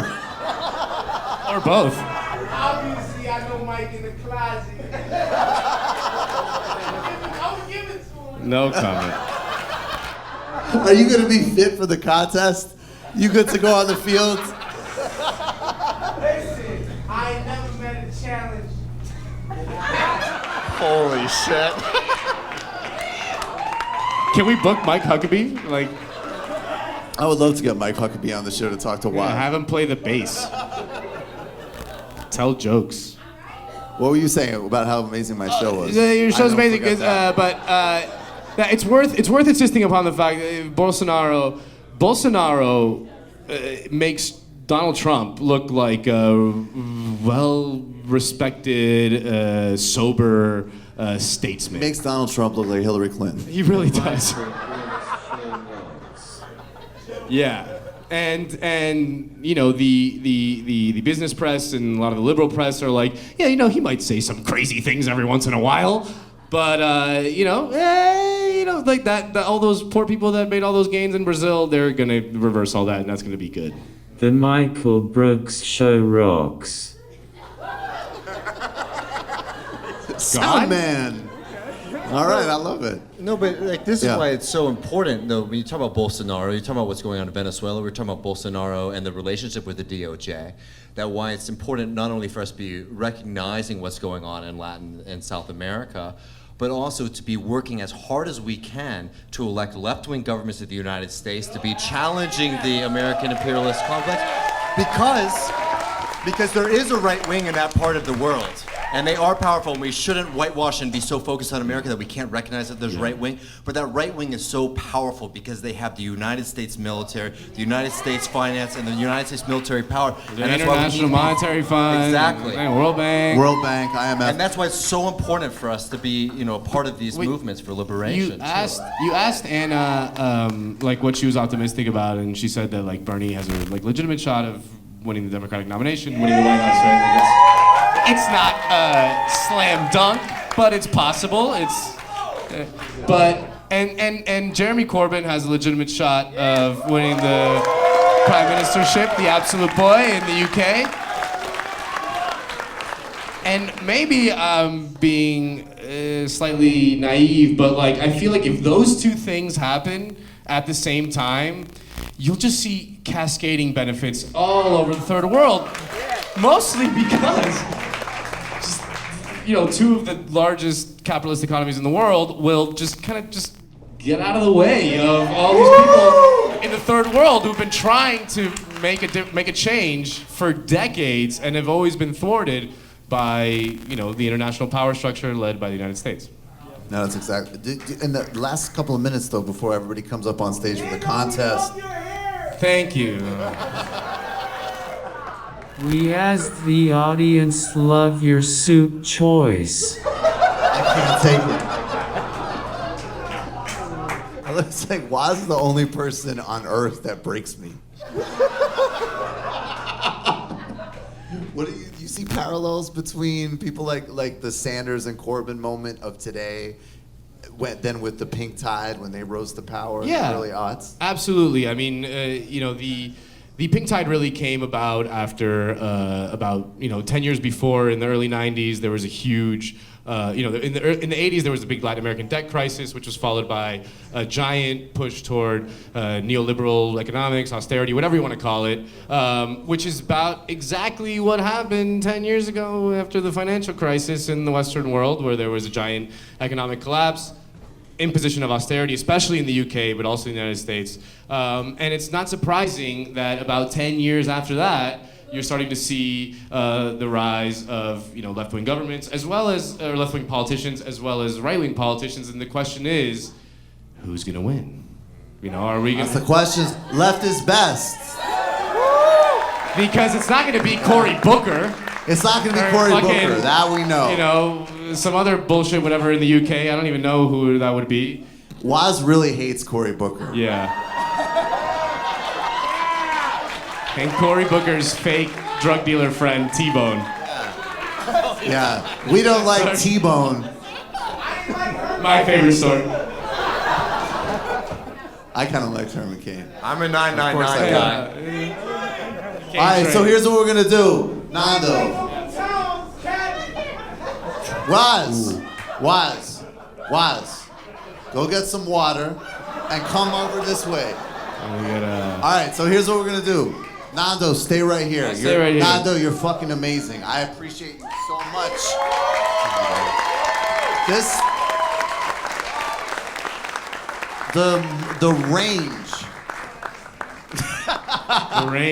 The range from the World Cup to the IMF. No one's doing it better than Nando Vila. It's honored to work with you, man. All right, so here's what we're gonna do. Everybody is gonna come back out on stage. Anna's gonna be okay. Anna, come. Waz, come. Nobody's getting music now. Damn. We're competing now. That's actually a good idea. We should have put on affirmative action for this. This country is going to shit.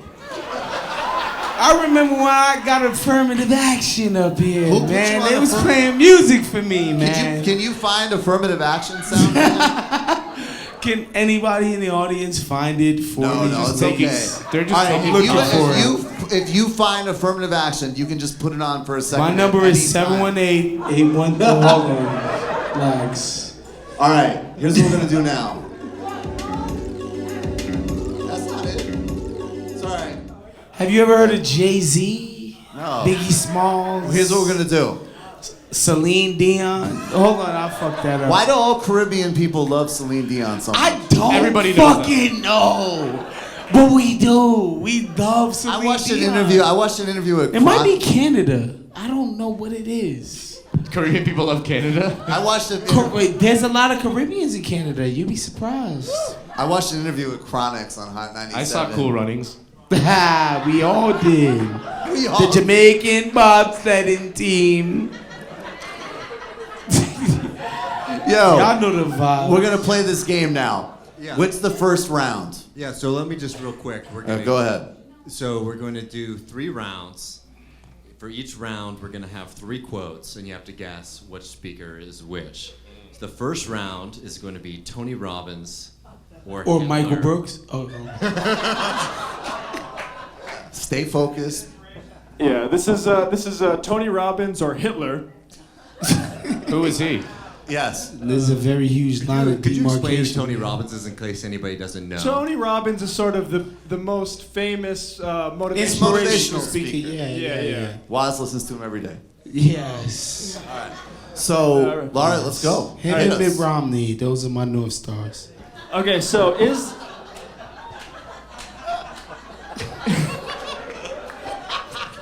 Robin. I like Mormonism. What do you want from me?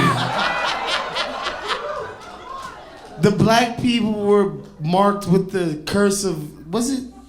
Cain. We're black because we killed our brother in the biblical times. Wait, so brother- not only brother- are we black and annoying, we killed our brother in biblical times. Brother, like how black people say it, or brother, like Shouts to Cain and Abel. Somehow we got blamed for Cain and Abel. I mean, crack wasn't enough. Whatever. That was whatever, the CIA. whatever, That was the CIA. CIA. That was the CIA. That was the CIA. CIA. All right, go. First question. First one is this Adolf Hitler or Tony Robbins? Action is the most important key to any success. I'm gonna guess clearly Tony Robbins. Yeah, Tony Yeah, Robbins. Tony. TR. Everyone's right. It's Tony Robbins. Okay, all right. So, all right. We're pretty good. We're doing a good job. All right, what's the next Too one? bad being right don't change nothing. What are you trying to give them like stoop education right now? I have literally not heard this amount. This is stoop talk. Pure stoop talk. All right, next one. All right. The path to success is to take massive, determined action. Oh, it's Hitler. Hitler. Tony Robbins. Tony Robbins. I'm gonna go with Tony Robbins. Hitler. Ooh, Sounds very Hillary to me. I'm gonna go with Stephen Miller. Oh, all right. Tony Robbins. Tony Robbins. That is Tony Robbins. Motherfucking face, Nando. Nando. Wosny are up. I know what the fucking I know what the fucking vibes is. Nando. Hitler on the brain. I'm in second place right now. All right, one more Hitler or Tony Robbins. Yes. Never deprive someone of hope. It may be all they have. Barack Obama.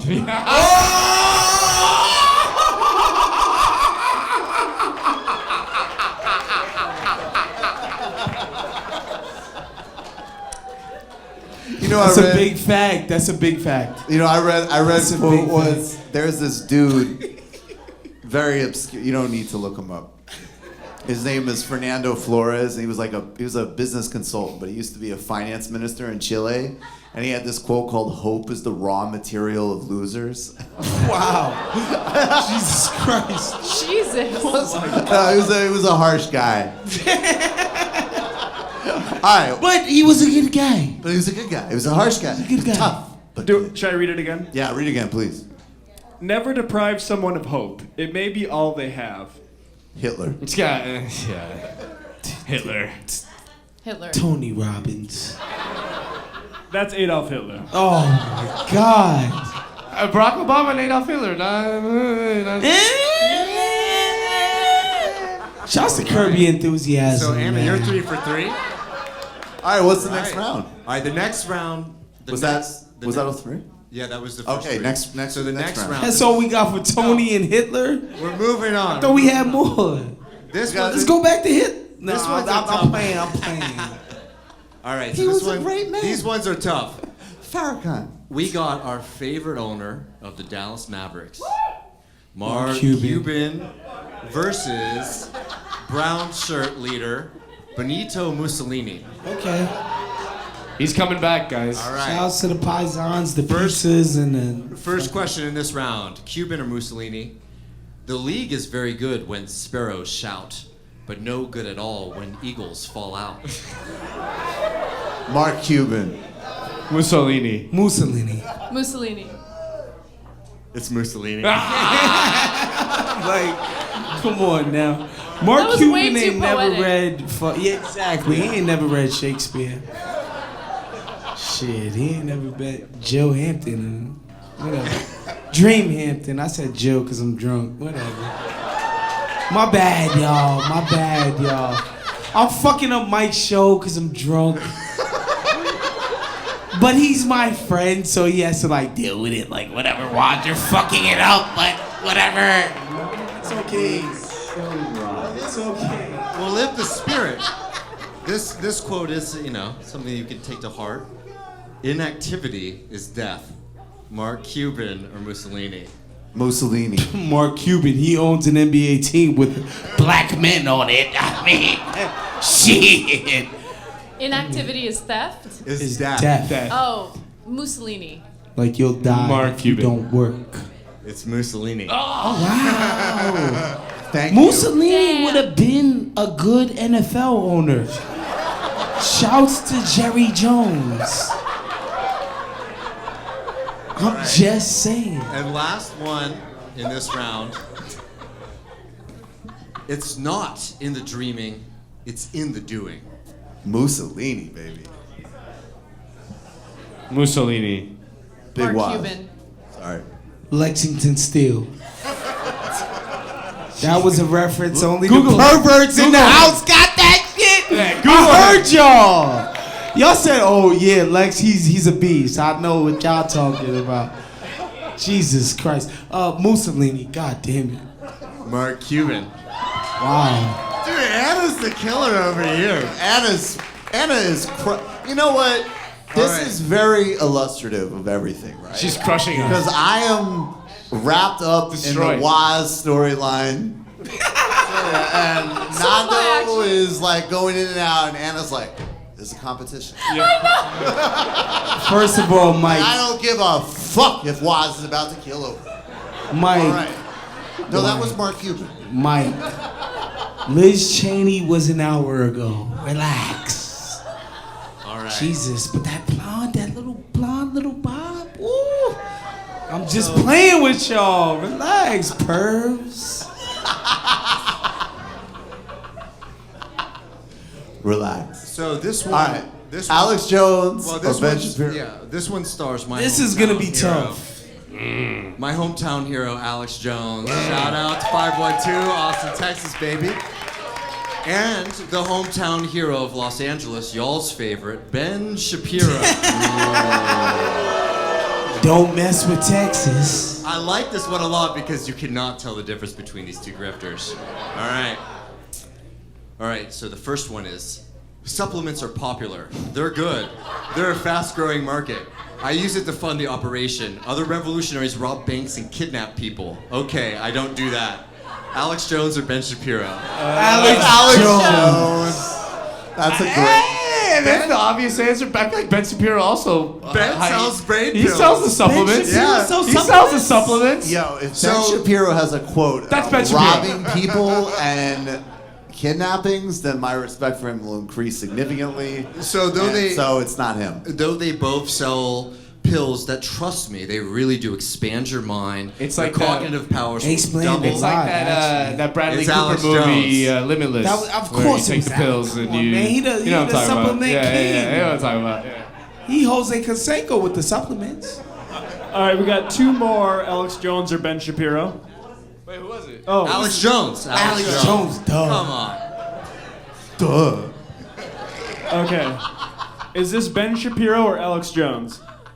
A society of essential oils and self-esteem has replaced a society of logic. Ben Shapiro. Ben Shapiro. Ben Shapiro, yes. Shapiro. Shriveled Dick Shapiro. Has he ever had sex with a woman before? I don't know if you know this. His wife's He a always doctor. talks about his wife. His wife is who? His wife's a doctor. Nah, his wife. You ever seen one of those little doll things that they got? That's what he got. He got a doll wife. His wife don't talk back, don't respond. He eats the pussy and he's bad at it. He presses a button, she says that he's good at it. No. Ben Shapiro. Ben Shapiro. Ben Shapiro. Ben Shapiro's never eaten pussy because it's a sin. Yeah, Ben Shapiro. Ben Shapiro. Mike, no, Ben Shapiro. Ben Shapiro has never even eaten fake pussy. Mike, that's the thing. You thought it was fake pussy, but it was vegan pussy. It was pussy nonetheless. Sorry, guys. I just wanted to say pussy on stage. My bad. My bad. Sorry. No, you wanted to say vegan. You were saying, Matt. You wanted to say vegan pussy. Next round. Final question. We should have a hashtag for tonight's show. Vegan pussy? Vegan pussy. It's clean. What about Ben Shapiro can't eat pussy? Oh! It's the same. Yeah, it's kind of the same because you know he Like that's illogical. You don't know, and presumably you've never seen me attempt that act.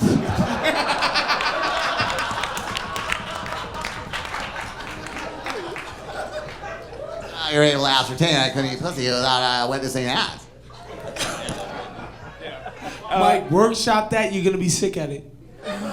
Yeah, but I kind of don't want to do it. So you know, in the What are you, Ben in Shapiro? ancient times, actors were considered to be fundamentally untrustworthy because they could assume other personalities, and I get disturbed absorbing some of the things from these people. I'm not even kidding.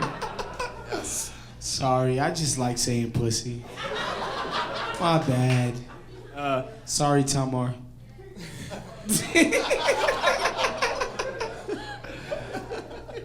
She has one.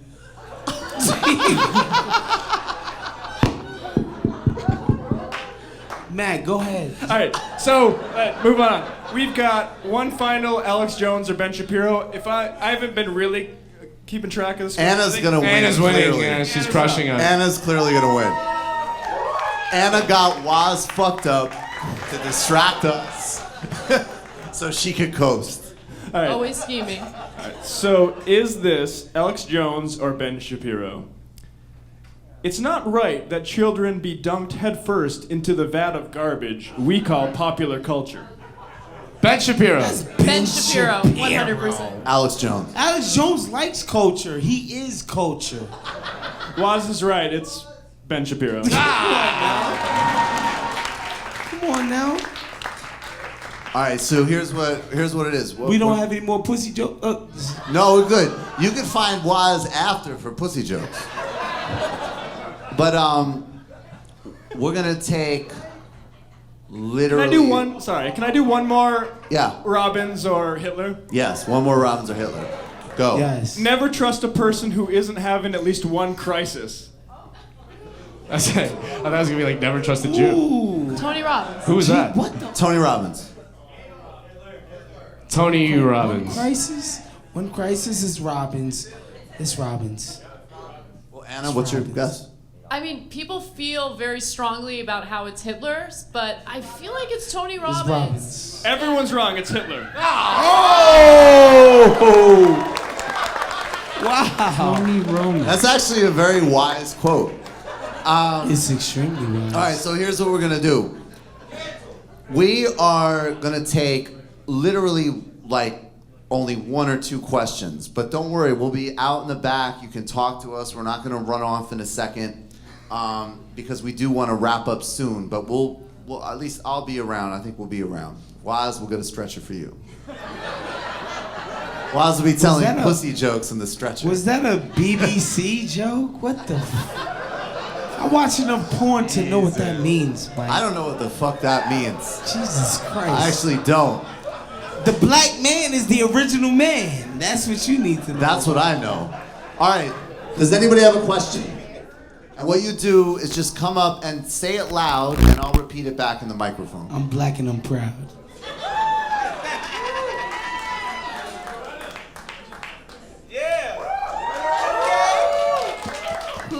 Would be in your West Coast Chapo Trap House? What's that? What's the question? West Coast Chapo Trap House. But you need to explain that, because I don't know what that is. Are you really from New York? You couldn't tell I was from New York! Who would be in our West Coast Chapo Trap House? I'm gonna say Hassan Piker, who was here tonight. Yeah. I'm gonna say Anna. You can pull it off. It's a different brand. It's a different brand. You're doing something different on a different coast. I just don't think I'm funny enough for that. No, you're funny. You make me laugh all the time. Believe me. All right, so, okay, who else? Who rounds it out? I think Haas is a really good answer, actually. Yeah. Just Haas. All right, I'm with it. Besides, What about Glenn Greenwald, your best Glenn friend? Greenwald is my best friend. Yeah, I love him. Why do you want me to promote Chapo in my live show? Please. Yeah. I'm enough of a communist to take capitalism seriously. Shout to Chapo, but fuck him. Here you go. Yeah, you, sir. Can we get a hot take on the massacre that was Peterson v. Zizek? Did anybody watch it? No. I watched a little bit of it. None of us watched it. It just like it just goes to show how cheap a lot of unfortunately humanities PhDs can be, that you cannot read the fucking Communist Manifesto one time. That's a hot take if I've ever seen it. And quote Young and think that you're an academic. I gotta say, I got some love for Zizek. He makes me laugh. I love Zizek, of Yeah. course. I just didn't watch it. The Sublime Object of Ideology is actually a very good book. Hold on, y'all. Everyone Zach here's read it. Zach Everyone's read it. Galifianakis at the stage right now. That was a decent joke. Relax, guys. Come on. Jesus Christ. I It's got okay. a question for Big Waz. What's up, brother? You know I'm here for you. Thank you. Can you give me your opinion on who should be the next president of basketball operations for the Lakers? Okay, so David Griffin, who's not gonna lie, he's one of my few friends in the NBA family, meaning he's at a professional GM job and he'll pick up my calls. Whatever. David Griffin took the New Orleans job. The Lakers, okay, so what they should do, I just now realizing I'm in LA with a bunch of fucking Laker fans. So what the Lakers should do, okay, what they should do is start a search. They have the most desirable job in all of the NBA. You get to live in LA. You get to work for when it comes to basketball money, no team in basketball, maybe outside of the Knicks, makes more money than the Lakers. Relax, the Knicks make money. And that's all that matters. The Lakers, they make a lot of money, so there's no blocks in front of your job, meaning you can spend money, you are in a desirable market, you work for a prestige franchise. This is a desirable job. But your owner is a trust fund baby. Word. She got the team from her dad. She didn't buy the team. She's not like, so say Steve Ballmer, whatever we want to say about the tech bros. This guy spent $2 billion on a team. He's very invested in making sure that team works, moves, operates in a way that is profitable, that is good. Jeannie got the team from her father. She did not buy the team. She did not work for the team. Whatever. If the Lakers did a good search, if they put their might, the Laker might behind the search, they should get Bob Myers. The guy who was the GM of the Golden State Warriors, the team that is currently dominating basketball. You should call Bob Myers and say, what's your price? What are your wants? What do you want to do? Bob Myers, do what you did over there for us. Bob Myers is the fucking answer. Sorry. Bob Myers is the fucking answer. We have two more people. I just want to say... That's a beautiful Fila sweater, brother. Thank you. I appreciate it. I like that sweater. Shout out to Carla, who got it for me. But I just want to say I dig your podcast, man. You too, Waz. Black Oh, Opinion you Matters. fuck with Woke Bros? Black Opinion Matters? Ooh, my boy. I fuck with you, man. I only fuck with people that fuck with me, man. And I gotta say, you're fine because you're not Chrisman level drunk at this thing. You're not falling. You're good, man. I am, but I mask it well. Okay, so I had a question. You can answer any of these. No, hell no, nigga. I'm one of the realest, trillest, not drunkest in the audience. Hell yeah, man. Sorry. All So good. say your question, my bad. All right, so quick, you can answer any of these questions that you want. They're real fast. This guy took my question before, but the Zizek thing, if you don't know anything about it, if you didn't see it, what do you think is useful about it? The second question is, Dave Rubin does a lot of tour dates around Southern California, so my friend and I are going to go there. What would be a good heckling strategy? And then the last question is for David or Matt. One-word description of Sekiro. Of what? Sekiro. Oh. All right, one word description of Sekiro. Start. Incredible. These or video games. I don't know. Okay. I haven't played it, but I want it. That's not one word, but I can't say that in one word. So. I think any forum that embarrasses Jordan Peterson is valuable. What would you say? What would? But they said, what would you say to Dave Rubin? No, I know that was the one. I want to go to Anna first on that. Of course, Anna. What would you say to How would Dave you heckle? Rubin? She has How the would you heckle? She Dave Rubin? invented the answers.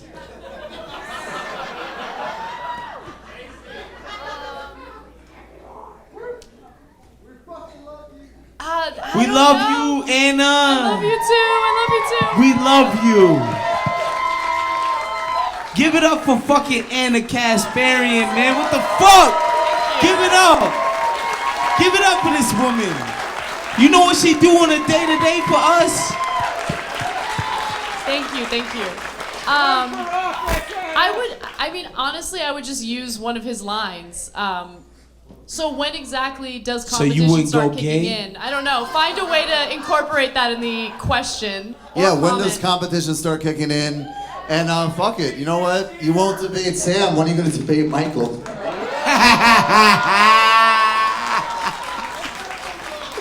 Nando, you have any heckling ideas? For Dave Rubin? Maybe something like, hey, Have you ever heard of Jaron Collins? Yeah.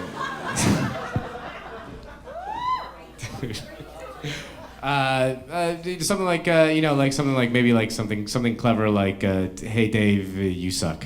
I like that. All right, the final question of the evening to you, sir. Okay, we finally got a brother up here. God damn it. Shit. Oh yeah, this is a lot of pressure, but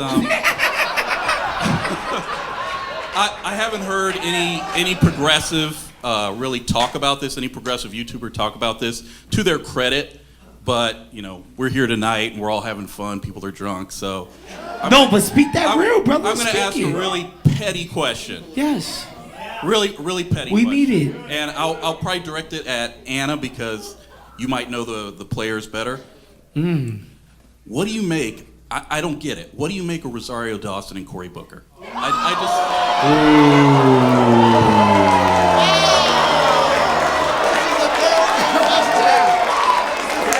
Very good question. Well, take your lap down the aisle, sir. Yeah. Excellent question. Best question I've ever heard in my life. Give it up for the best question of the evening.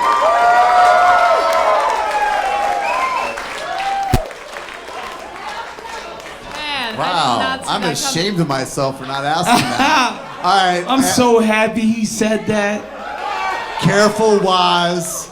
Calm down. We all saw the movie Kids. I like that the question was directed at me, Right. Because I love the drums. He was saying that you look like the type of progressive chick that might be into Cory Booker. No, he was not.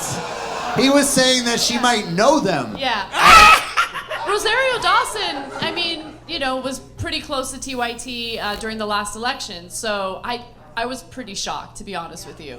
Because she felt so strongly about progressivism, and she felt so strongly against corporatist Democrats, and Cory Booker is the epitome of that.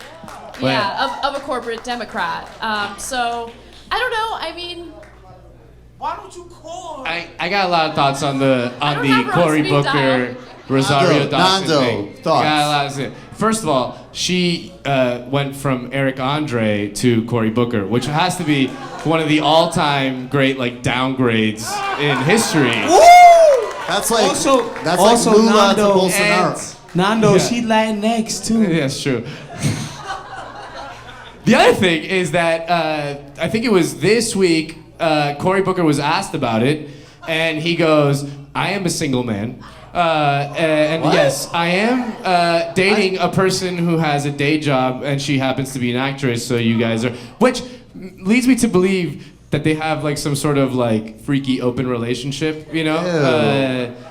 Which, you know, he's trying to go for that lane in the Democratic primary of like all the like annoying people who are like, you know, actually, I'm Polly. I want to deregulate pharma, but Yeah, open you know, relationship. tax credits for charter schools, and recognize sapiosexuals as a real oppressed demographic in the American polity. Translation. And Rosario Dawson's She's like, pegging him, yeah, guys. I don't know why I said that. This is Michael's show. I was trying to be a good guy for my brother Michael fucking Brooks. I love this dude so fucking much. I love you too. Can y'all give it up for Michael fucking Brooks right now, please? Michael Brooks. He's not just a dude who's like, oh, I'm giving you guys content. This motherfucker's dedicated to our cause. And I know this shit because he texts me about it. He is really about this shit, man. That's why I love this motherfucker. I love I love y'all for fucking being here. Yeah. Shouts to y'all. Let me just say, that was basically what I was going to say. But I want to say... I stole your thunder, Mike. Every single person on this stage, I cannot convey to you how much they mean to me. Obviously, Matt and David, this show would not be what it was without them. Period. Unbelievable talent, intelligence, dedication. They helped me grow as a person. I'm trying to, come into my own while I do all of this shit. Waz, dude. No one else on earth could A, break my flow because I'm always in my flow. And B, yeah, it doesn't matter. You can get drunk. Waz is the only one who can get drunk on my shows. That's always fine. Waz is They were serving beers and I drank them. That's exactly what they're there for. Waz is a fucking genius. And you gotta listen to Woke Bros. The insight, the nuance. Exactly. And this is also a very good friend of mine, Anna. It's amazing to get to know you. It's amazing to watch your work. Anna's a beast. Anna's been at this for years, killing it. Helping to, how many people I run into who got into politics because of you? Yep. I started to think seriously about this because of you. Good thing they weren't Armenian. Megan. That was an inside. But God, why did I do that? I don't even know why I did that. Oh, Sorry, now you're at the sad drunk phase. I'm sorry. You go, that's the psycho, right? Like, fuck it. Well, Lexi Steele, the Pac-Man. 2 minutes later, like, I love you, man. You're like, Megan McKay. Oh, sorry, why did I do that? Why did I even say that? This is so meaningful. I fucked it up. Anna's the truth. Anna, seriously, I admire you. I appreciate you. I'm honored that you're here. Thank you. I have to say real quick. I really started listening to your show after hearing your impressions. Don't stop the impressions. I will never stop. They keep me going. I will never stop. We need it. Got it. Nando, friends, future potential. Nando and I are cooking some things. That's all I'll say. Follow Nando. First of all, I'm not fishing. Can we just say objectively, this is a nice suit? Nando is a major part of the behind-the-scenes fashion influence and the building the brands of dapper socialism. A few pointers here and there, Relax, Tom Ford. Yeah. Nando, again though, just brilliant. Whether it's the World Cup or the Pink Tide, whether it's on Twitter or Instagram, documentary filmmaking, podcasting, whatever, he's got you. And then there's each and every one of you. I appreciate all of you so much. Thank you for growing with me. Thank you for supporting me. Thank you for teaching me. I love you all. Thank you.